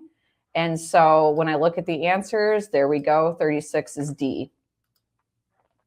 All right, let's look at 15. We have the population of the town of Smithville doubled every 75 years from 1659 to 1959. Well, I noticed that from 1659 to 1959, that's 300 years. So I'm already thinking, okay, how many times did it double then if it's doing it every 75 years? Well, 75 goes into 304 times. So that means starting in 1659, it doubled 4 times to get to 1959. So I'm just going to reverse engineer it and keep this really simple instead of trying to make an equation, because I think that could be hard for a lot of students to come up with the equation. I'm just going to say, okay, there's 240,000 people in 1959. I'm going to cut that in half. So that means 75 years before that, there was 120,000. Now I'm going to cut that in half because remember, I've got to do it 4 times. Now there's 60,000. Okay, I'm going to do it 2 more times because that was only 2 times. So cutting 30,000 in half. That means they must have started with 15,000 people in 1659. Again, you can use an exponential like decay equation for this, but I'm just showing you the easiest route out, especially in case you don't know the exponential equation. And I just think it's easier to just do it this way, to be honest with you. All right, number 16, they want to know what's the closest to the slope of the line of best fit. So just as a reminder, obviously this line here is the line of best fit. The dots are the actual values. So another thing that the SAT will test is they will basically ask about estimate values. So anything on the line are the estimate values. But anyways, this looks like it's at about 3, and this looks like it's at about 10, and that's the rise. So if we go from 3 to 10, it's rising, 3 to 9. See that? That's 9. It's rising 6, and then it's running from 0 to 10. So it's rising 6, running 10. It's 6 over 10, which is 6/10. So I'm going to pick A. All right, the next one, they said, what equation defines F? They gave me a bunch of points. So this is great, actually. What I'm going to do, I mean, there's a couple ways that you can do this. And I actually want to try one that I think would be pretty fun. Well, let me show you the way that I did it originally, actually, because I think that this is a good way as well. What I did was I typed in the first equation into Desmos, and then I typed the points in underneath. So we had a coordinate at 24, -8. Now check this out on the graph. Can you guys see this okay? The dot is not on the graph. So that means A is not correct. I'm going to cross A off. Let me go to B. The only thing I need to change is I just need to make this a -8. Now check this out. Do you guys see how the dot is right on the graph now? So I'm going to type in the next point and see if that's also on the graph. So we've got 30, -8. And there it is, boom, over there. And then we have 32.8. I just need to check that one. And check this out. It's also on the graph. So I know that the answer is B. So that's one way to do it. Another way that I just thought of that you could do is you could actually run a regression. And let me show you how that would work. We have at least 2 points, and we have most of the equation of the function. We just don't know what this last value is, if it's +4, -8, +32, -32. So what you could do is you could type all the values into the table. So I'm going to go 24, -8. I wish I could like get rid of this so you guys don't have to see that the whole time. Let me see. There we go. No, it comes back up. That's too bad. That's okay though. -8. And then we've got 32.8. Okay. What I'm going to do underneath that is I am going to, hang on guys. I need to zoom out so you can see what I'm doing here. I am going to type in the function in regression form. So I've got x1 -24, x1 -30, and then I want it to just tell me A, right? So check it out. They give me the regression parameters. They said, okay, with those values that you presented, A is -8. So I just let Desmos do all the work for me. I put the points into the table, and then I just used regression notation, which you use a Y1 to pull from this column instead of a Y, and you use an X1 to pull from this column. So that's all you need to do. You just basically type the equation in as is, but change Y's to Y1s, change X's to X1s, and use a tilde instead of an equal sign, and it will do it for you. So that's another way you could do it. All right, 18. So they said the circle's at the center, 19, 18. It has a radius of 9K. This one's pretty straightforward. A circle equation always will equal R squared. When I square 9K, I get 81K squared. So it has to be B because that's the only option that gives that to us. All right, next one. They basically, this is a two-way table. So I've seen enough of these questions where I'm not going to read this entire word problem. That is a waste of time. I know they end up asking what the weight is of just one of them, or whatever the cost of just one of them is. So I'm going to go right to the question to see what they're trying to isolate. They want to isolate M stars. They said, what is close to the estimated mass of each M-type star? So you want to isolate M-type stars and remove K-type stars. So if you do that, how to do that is you just go to the intercept. So we're going to use the x-intercept.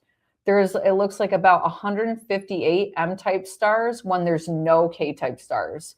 So if the total mass for all of them is 127,000 and some change, we'll take the total mass and we'll divide by 158 because that's how much the M stars weigh if there's no K stars. So let me go ahead and do that.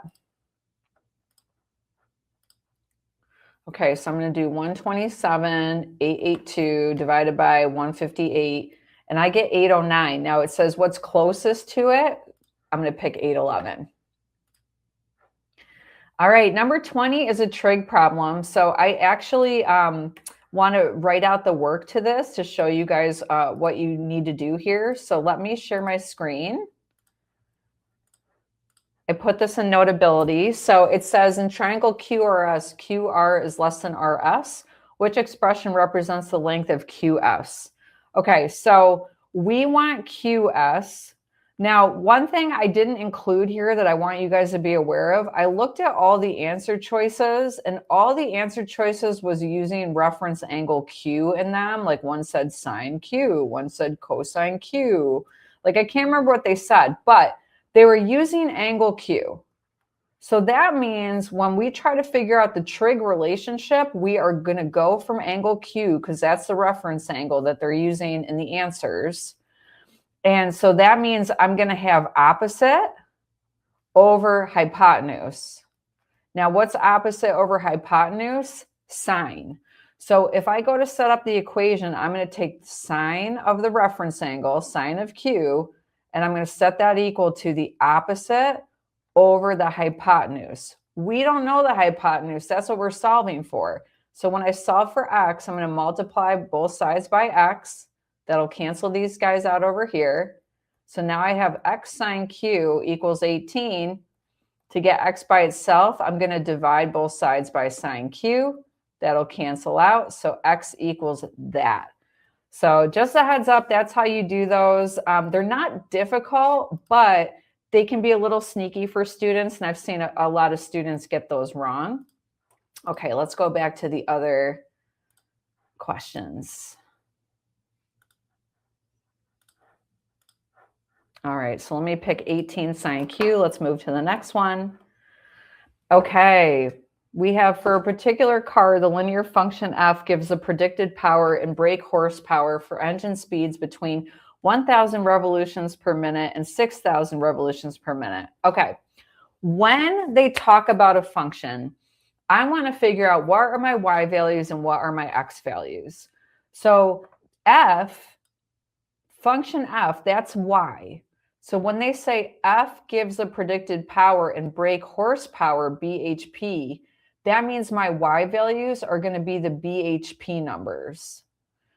And then when they say for engine speeds between 1,000 RPMs and 6,000 RPMs, because I already know y is the bhps, that means the RPMs have to be the x's. So what's really cool is subtly, they actually give us 2 points in this problem and the equation, because when y is 433, x is 3331. When y is 600, x is 4500. And then we have the equation. This is a perfect time to run a regression. So first order of business is I'm going to type in table and I'm going to put in my values. So 3331, that's the x value. 433, the BPH is the y. And then we have 4,500. That's the next x value. The y is 600. Okay. Now on the next line, I'm going to type in the equation using my regression notation. So instead of an f of x, because that'll confuse Desmos, they'll go, what is f of x? You didn't define it. I'm going to put y1, because then it will know, oh, I need to pull from this table. Then I'm going to do a tilde, because that's just how regressions work. And then I'm going to do 1/7 times x1, so it pulls from the table, minus a, and then plus 433. I want to see what the a value is, and look at this. This is amazing. They give it to me right here in the parameters. A is 3331.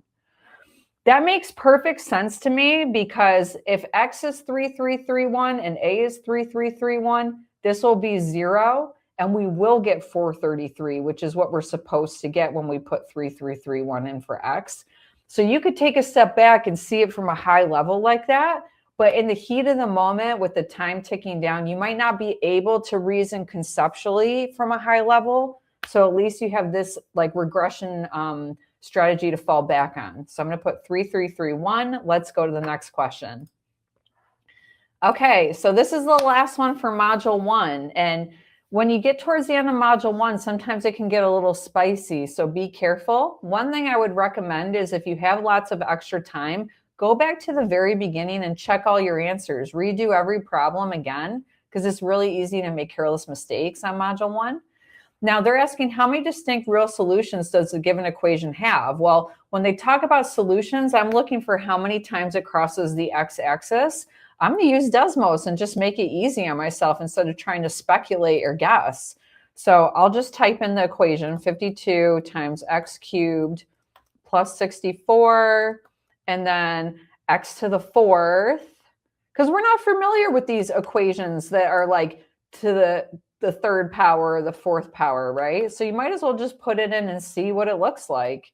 Now, I see 3 lines. I'm going to zoom out just to make sure I'm not missing anything, and I'm not. So it looks like it crosses the x-axis 3 times, so I'm going to pick exactly 3. All right, awesome. That is it for Module 1. All right, guys, now we are on to Module 2 Math, the last module of Test 11. So let's get started with number 1. It says, Josie purchased a pass that cost $19.50 to tour a nature preserve. She also purchased 10 identical stickers to give to her nieces and nephews. The pass and the stickers cost $62. What was the cost of one sticker? Well, I'm going to start by taking the total and subtracting her pass that was $19.50 to see how much all the stickers cost. Since the stickers cost $42.50, when you divide by 10, you just move the decimal over 1. So each sticker is $4.25. All right, next one. It says the solution is x comma y. What's the value of y? Well, this is really simple, guys. If x plus y equals 125, I can substitute 125 in for x plus y right here. So that means 125 plus y equals 155, so y has to be 30. All right, now we have Leo goes to a packing store to buy containers and tape. Leo has $15. Oh, poor Leo. He's not really balling, is he? But anyways, if he has $15, here's the first thing I want to say to you guys. This side of the equation is how much it's going to cost him for the stuff he's buying. So he can't spend more than 15. So if you see this being greater than 15, you have to cross it out because he can only spend up to $15. So this has to be less than or equal to 15. Then it's really easy. It says roll of tape costs $240. Make sure the 240 is next to the T and you're done. All right, in the given scatter plot, a line of best fit for the data is shown. What's closest to the slope? This is weird because they already asked this on module 1, which was kind of annoying. First of all, I can tell it's positive, so I'm not going to pick A or B because the slope is going up. And if we're going from about 2.5 to, let's say, 4.5, that's going up about 2, and we're going over 10, so it's going to be about 2/10. All right, next one. We have the graph shows the estimated boiling point Y in degrees Celsius of a normal paraffin. Okay, so when they want to know what's the best interpretation of this point, the Y values are boiling points. So I want to see an answer that says 186 degrees Celsius is the boiling point. And then they said with a molecular weight of X grams per mole. So X is grams. So I want them to say 149 is grams. So A is wrong because 186 isn't grams. They switched these. 186 has to be the degrees Celsius. That's why B is right. It's 149 grams with an estimated boiling point of 186. These are going into extra stuff. So, you know, just be careful with that because maximum and minimum, first of all, that's not true here. We're not at the maximum or the minimum. Just look at the picture. So you don't want to pick C or D. All right, number 6. What is the value of 7 times f of 2 minus g of 2? Well, they define the function f. So if we put 2 in for x, we're going to have 2 plus 6. So then we're going to have, that's 8. 7 times 8 is 56. And then we're going to minus, we're going to put 2 in for g, so that'd be 12. So basically, we just need to do 56 minus 12, and we are good to go. 44. Okay, cool. That's just a plug and chug. Take the x value, put it in, you know, do what you need to do. Use PEMDAS. Not too bad. Okay, circle A in the xy plane has the equation x plus 5 plus y minus 5 squared equals 25. Circle B has the same center. The radius of circle B is 2 times the radius of circle A, and then they want to know what's the value of K. Funny thing, this concept was also tested on module 1, which kind of irks me because whenever they test the same concept twice on one test, if a student gets it wrong one time, they're getting it wrong both times. So you get double penalized. So College Board, diversify your question sets, please, because there shouldn't be repeats of concepts, in my opinion.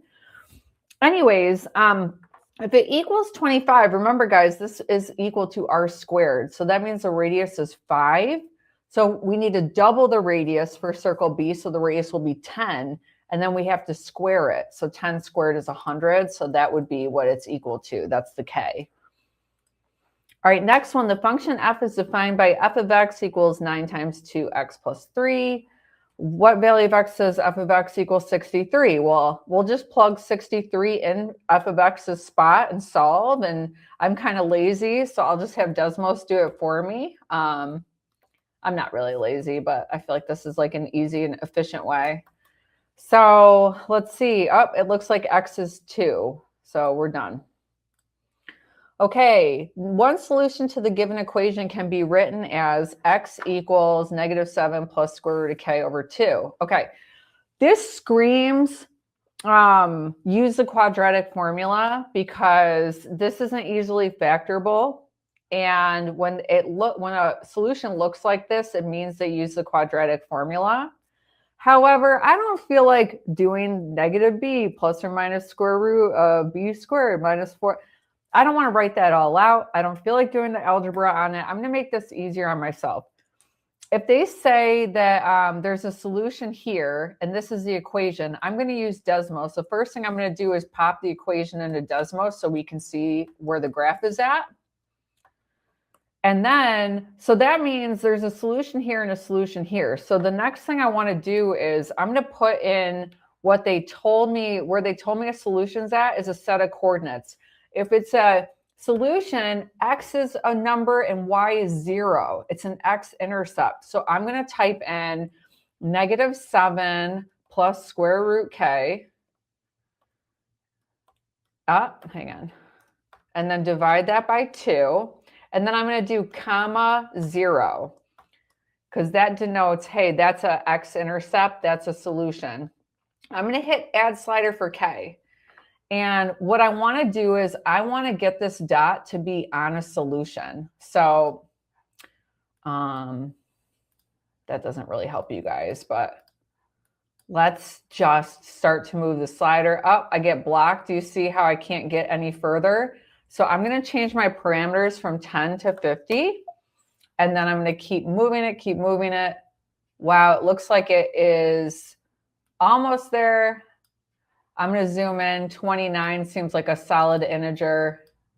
I want to make sure it's right on there at 29, and it is. So k is 29. How did I know I could use Desmos for this? Well, for one thing, there's only one constant. There was just a k, so it felt pretty manageable to me. I knew I'd have one slider, and I already knew what I needed to do. I knew I needed to get it to be a solution of the quadratic. So to me, graphically, it's easier to solve than going through all the algebra, especially if you don't remember the quadratic formula. But my suggestion is if you're trying to get like a really high math score, you should know the quadratic formula by heart because there might be a time or two where you can't use Desmos. So have that in your back pocket just in case. All right, now they're giving us another equation, and then they're saying it can be written in this form. Well, that language basically means that those two equations are equivalent, or those two expressions. So if we put them in a graph, they should overlap each other and look the same on a graph. So I'm going to use Desmos again because I only have one constant, a. That's manageable for me. Plus, they gave me all the a values. So I just need to test each one and make sure that the graphs look exactly the same. So let me go ahead and type in 9x to the 4th plus 8x cubed. And then 7x cubed plus 5x squared. You just need to make sure that you type it in correctly, because if you don't type it in exactly how it's written, that's how you're going to end up getting the wrong answer. So just be really careful when you type it in. Okay, here's our graph. It looks a little crazy. Now I'm going to put in 9x to the 4th plus x cubed plus ax squared minus x, and I will click add slider. All right, right now when a is 1, those graphs definitely are not the same. Let's try a, which is -8. Oh my gosh, look at that. If I unclick the red, see how the black graph is right underneath it? That means that those are exactly the same. So the answer is a, -8. All right, the next one, they said, the shaded region shown represents the solutions to the inequality ry is less than 60. Where r is a constant, what's the value of r? Well, our graph ends up showing us a graph of y is greater than -4. So I just need to manipulate this so I get a final answer of y is greater than -4. So if I make r is -15, remember guys, when you divide both sides by a negative, it flips the sign. So that'll make it from a less than to a greater than sign, and 60 divided by -15 does get us -4. So that's going to be the right answer, D. All right, set K consists of all positive integers that are less than or equal to 160, where none of the integers are repeated. Just a reminder, guys, in case some of you aren't familiar with the word integers, they're whole numbers, negative, 0, or positive. Sometimes you need to know that on this test, so just be aware integers, what they are. If the number is selected at random from set K, what is the probability of selecting a number that is even and less than or equal to 50? Okay, first of all, I'm always looking for probability questions at the selected at random statement. They said that they're selecting a number at random from set K. So set K has those 160 numbers in it. That's going to end up as my denominator. I'm taking out of 160 numbers. Now, on top is going to be how many numbers are even and less than or equal to 50. So if I look at my first 50 numbers and I want the even ones, I'm going to have to cut that in half. Half of them are going to be odd. Half of them are going to be even. So out of 1 through 50, I'm going to have 25 even numbers. So basically, my probability is going to be 25 divided by 160. Now, as you can see, it gives me a weird decimal here. I'm just going to hit this little button to turn it into a fraction, and I get 5/32. All right, let's talk about this next one, number 13. Now, I see this tested a lot. They're testing you on outliers. What I need you guys to be aware of on the SAT is if they introduce an outlier, which is a number that is further from the rest of the data, it will impact the mean, but not the median, okay? So when they say that they're adding in an 18-point data value, that's going to be over here. So as you can see, if it's over here, it's separated from the rest of the set. It's going to pull down the mean, but the middle number will still be about the middle number. So we are going to say 2 is true, 1 is not, because the median will not be less. The median won't be affected. The mean will end up being less so. So I'm going to pick B. So I don't want you guys calculating anything on these problems. This is a conceptual problem. Just understand that outliers affect the mean and not the median, and you'll get it right every single time. All right, next one, we have in a scale model of an office building, a length of 1 inch is equivalent to a length of 17/3 feet. Okay, so we have a ratio, right? So then they're saying if the length in the actual office building measures X feet, what expression represents the corresponding length in inches in terms of X? Okay, I actually want to show you guys the work on this so you can understand the algebra. So let me share my Notability. All right, let's take a look at this. So what I'm going to do is I'm going to basically set up a ratio or a proportion. So we've got inches to feet. So we've already established there's 1 inch for 17/3 feet. Okay, now they're telling us there's X feet, and then they want to know how many inches is that in terms of X. So right now, I also don't know how many inches that is. I'll just call that Y. And what we're going to do is we're actually going to just solve for Y and see how many X's it is. So when I have this all set up, I can cross multiply. So 1 times X gets me X. 17/3 times Y gets me 17/3 Y. Now remember, I'm solving for Y because I want to know how many inches that is, and Y stands for inches. So to get Y by itself, I just need to multiply by the reciprocal, 3/17. That'll cancel that out. So basically 3/17 x equals y. So this is how many inches it is. That's it. Pretty simple. Let me go back to the blue book. So here it is, 3/17x. All right, this next one is great. I love these. They're really fun because they're exponent rule problems, and I've seen at least a few of these show up on real tests. So let me go back to Notability again because I actually want to show you the work and how you can get this right. Okay.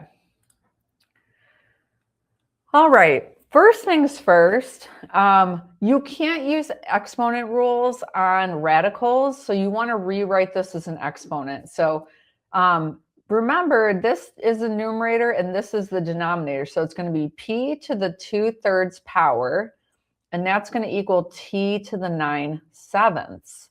Now, we basically have a system of equations because they also told us t equals p to the 3n minus 1. So I want to be able to eliminate one of those variables because right now with a t and a p, it's too much. And I can actually eliminate t because if this is equal to just a t, I want to make this one equal to just a t as well. So I'm going to raise everything to the 7/9 power because when you raise a power to a power, you multiply. And so I end up with 2 times 7, so p to the 14 over 3 times 9. You just have to remember how to multiply fractions. You go across the top and across the bottom. So that's 27. So we have p to the 14 27ths equals, and we're just going to have a t to the first or a t because these will cancel each other out. So if t also equals this, what that means is p to the 14 27ths is going to equal p to the 3n minus 1. I just took this and substituted it in for t. And now, since we have like bases, that means 14 27ths equals 3n minus 1. So now we're pretty much home free. I would just add 1 to both sides, which is essentially the same as adding 27 27ths. So we would have 41 27ths equals 3n. And then if I multiply by 1/3, I'm going to get my answer. Now, personally, because I don't want to make a mistake with the algebra, I'm going to go back to this step and type it in Desmos and let Desmos tell me what the answer is to be safe. So let's stop and go back to our blue book. Okay, so if I put it in the calculator, I've got 14 27ths equals, now I can't type in an n because if I type in an n, see, I'm going to get this error message. It's going to go, wait a minute, I thought n is a constant. We should be able to make a slider. Why is there an equal sign? It gets confused. If you're trying to solve and get an actual like number, change it to an x, and then it will show up on the graph, and then you can see the solution. They give it to me in decimal form. I'm totally okay with that though, because on the SAT, you can either present your answer as a fraction or a decimal. They'll take either. The thing is, notice how this is like a weird non-repeating decimal, like 0.50617, and it probably goes out further. Desmos just cuts it off after like 5 digits. You're going to want to take it out as far as you can because this question didn't say to round. So I'm going to fill it in until I can't anymore. So 0.5061. Okay, I can't hit, I'm trying to hit a key and I can't go any further. So since the last digit's 7, I'm going to round the one up to a 2. And then you're good to go. So fill it all the way out. You have 5 spaces. Round the last digit if you have to. All right, I love this next one. This next one is so fun. I was actually talking to a couple colleagues about it because they solved it by hand. Why? Why solve it by hand? We've got 2 points. We've got the equation. This is prime regression territory. One thing I will say is since they give us zeros, if this was quadratic, it wouldn't work. You're going to need another point. Also, if it's a circle, you need 3 points to establish the curve. But fortunately, this isn't a quadratic and it's not a circle. So what I'm going to do is I'm just going to type in my values into a table. So 0, 22, and then we have negative 22, 0. And then on the next line, I'm going to type in my regression. So g of x means y. So I'm going to type in y1 tilde, right? Not an equal sign, x1 squared minus x1 minus a divided by x1 cubed minus x1 minus b. Okay, awesome. They graphed it for us. I'm going to go down and see what the parameters are. Can you guys see this? I don't know. I'm zooming in for you, zooming in. It looks like A is 506 and B is 23. Amazing. So when they said, what is the value of B? Boom, I'm going to pick 23 and I'm done. All right, this next one is a super popular problem. Let me show you how to do it. I actually have to do some algebra on this, so I'm going to share a different screen. I've seen this question come up at least a few times now as well. Like this is something that is here to stay and it cycles through again and again. So just know this one. Now it says 2 lines intersect at exactly 1 point. So I'm going to go ahead and draw that. And it forms 2 acute angles. So these 2 are acute and 2 obtuse angles. One of these angles is 9x minus 40. It doesn't matter where I put this one. I can put it anywhere. I'll just put it right here. If this is 9x minus 140, that means this one is too because they're vertical angles. So when you go and you add those together, one possible sum could actually be 18x minus 280. So we don't want to pick that because they said what could not be the sum. So we're going to cross that answer choice off. Now, this angle right here is going to end up being 180 degrees minus 9x minus 140 because it makes a line with that angle right here. So when I distribute the negative, I end up with 180 minus 9x plus 140. So 180 plus 140 is what? 320. So I have a negative 9x plus 320. That means this one is also negative 9x plus 320. When I add these two together, negative 9x plus 320, negative 9x plus 320, I get negative 18x plus 640. That's a possible sum.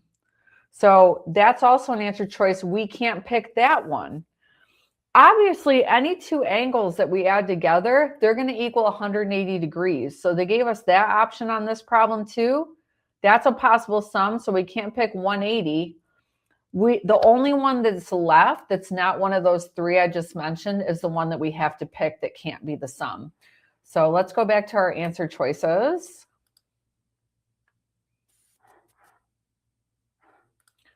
Hang on, guys. Technologically having a tough time here. We got it. We got it. Okay. So the answer is going to be A because this is the only one that I didn't run through. I showed you guys how B could be a sum. I showed you guys how C could be a sum. And 180 obviously is a sum of 2 of the angles. All right, let's go to the next one. Okay, 18. This is also a pretty popular problem. So let's go back. I actually am ready to show you all the work on this as well. All right. Oh, wait, where is it? Oh, no, I thought I shared it. Shoot. Well, that's okay. Let me go to, I did it here. So let me show you guys what's going on. Okay, hopefully you can see this picture okay. So I drew the picture out, which I would recommend that on your test. Even if they give you the picture on your screen, you can't write on your screen.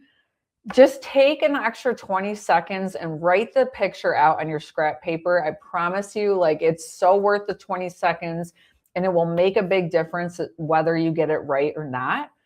So I filled in all the values, as you can see. And since this is 8 degrees and so is this, oops, hang on, let me show you guys this.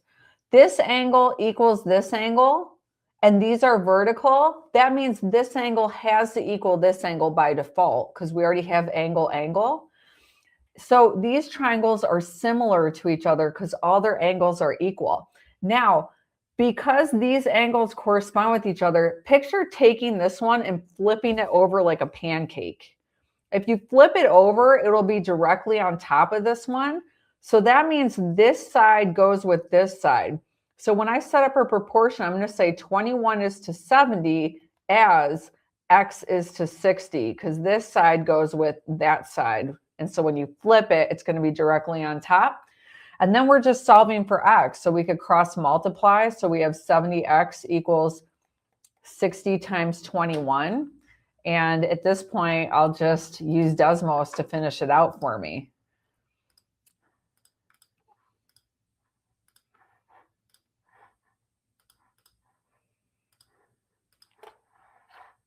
All right, so we have 70x equals 60 times 21. So my answer is 18. Done. All right, next one. It says the given equation is one equation in a system of two. If the system has at least one solution, what could be the other equation? Well, this is an easy one for Desmos as well. Let me just type in the first equation. And then I'm going to try option 1 and see if they have at least one solution with each other.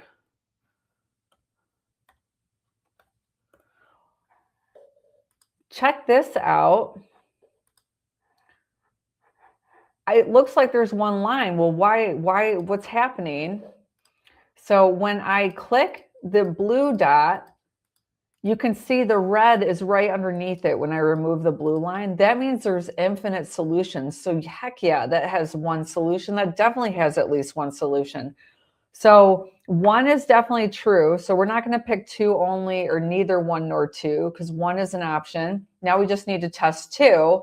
And all I need to do is change this plus sign to a minus sign. And look at that. They intersect at one point. That also has at least one solution. So I'm going to pick 1 and 2. All right, next one. Let's go back because this I drew a picture for. So I want to show you guys that.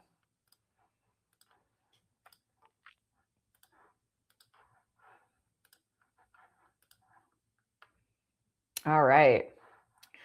So we have a right rectangular prism. Prism means it's 3D, guys. And they said the base is area is 24T. So basically this base right here, all of that, the area is 24T. Okay. So they said the length of the base is 8/3. So I'm going to put 8/3 for this length right here.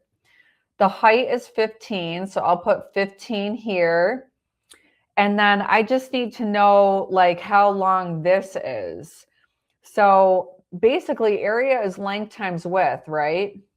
So if the area of the base is 24T, that's going to equal 8/3 times the width. So to get the width, I'm going to multiply by the reciprocal 3/8. 8 and 24 cancel. So 9T is the width. Okay, so I'm going to put 9T right here. Now they said, what represents the surface area of the right rectangular prism? Okay, well, surface area, basically, one thing I want you guys to be aware of is there are 2 sides for every dimension combo. So like that base is the same as this top. So if the area of the base is 24T, the top is also 24T. So we have a surface area of 48T for the purple part, okay? Then we're going to take this area. So it's 15 times 9t, but then there's two of them, don't forget, because there's one on this side. So I'm going to add to it 2 times 15 times 9t. So that actually is 30 times 9t, which is 270t. So I'll just change this to 270t. So now I have 48t plus 270t. And then the last thing, I just need to do the front side and the back side. So the front side is 8/3 by 15, but there's two of them. So I'm going to add to that 2 times 8/3 times 15.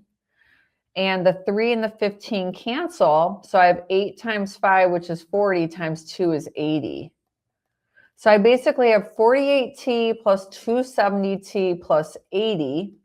Let's go back and see our answer choices and pick the one that makes sense.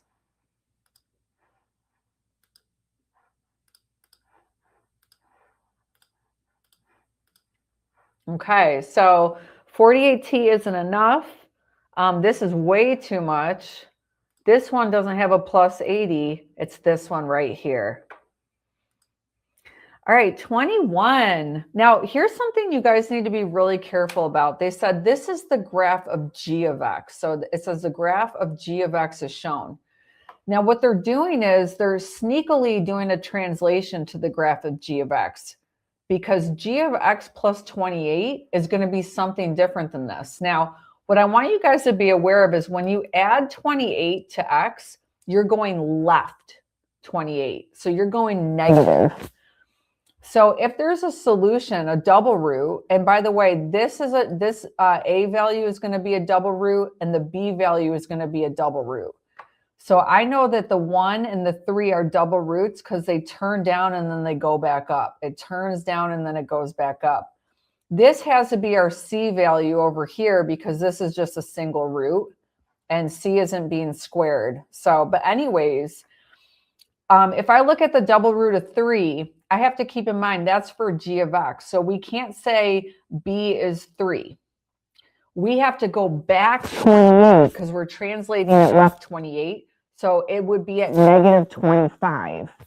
So essentially, we have to pick D because when we put in negative 25 for B, we'll have x plus 25 squared, which denotes that we have a solution at negative 25. So that's why D is the right answer. Be very careful with translations. All right, this is the last problem, and it's one of my favorites. It's so cool to use with Desmos, and it's super easy. So let me actually map out how you set it up, and then I'll just type it in Desmos. But I just want you guys to understand how you have to set it up in Desmos to make it work. Let's see. Okay, here we go. So here's the question. So this you can actually use a list in Desmos. So one thing I want you to be aware of is they're defining letters by other things. So they said A is the rest of this. And then they said A is, meaning A equals the rest of this. And then they said C is the rest of this. So what we want to do is we want to map it out. And what we're going to do is we're going to have two sets of brackets. So on the first set of brackets, I'm going to have what I defined my letters, the defined letters. So A is, so I'm going to put A. A is, so I'm going to put another A. C is, so I'm going to put a C. Then I'm going to put a tilde in between. And then on the other side, I'm going to put what they are defined as. So the first A is defined as 468% of B. The next A is defined as 0.780% of C. And then the C is defined as P% of B. So this maps to this, this maps to this, this maps to this. Let's type it in, and Desmos will do all the heavy lifting for us.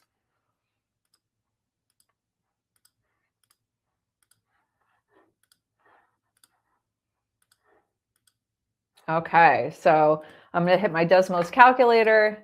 I'm going to go ahead and type in that list that I just showed you guys. So doesn't matter if it's capital or lowercase, but be consistent. A, comma, C, tilde. We have 468% of B, comma, 0.780% of C, comma, P% of B. All right, check it out, everybody. Do you guys see the regression parameters? Let me zoom in. They said A is 4.68, C is 600, B is 1, P is 60,000.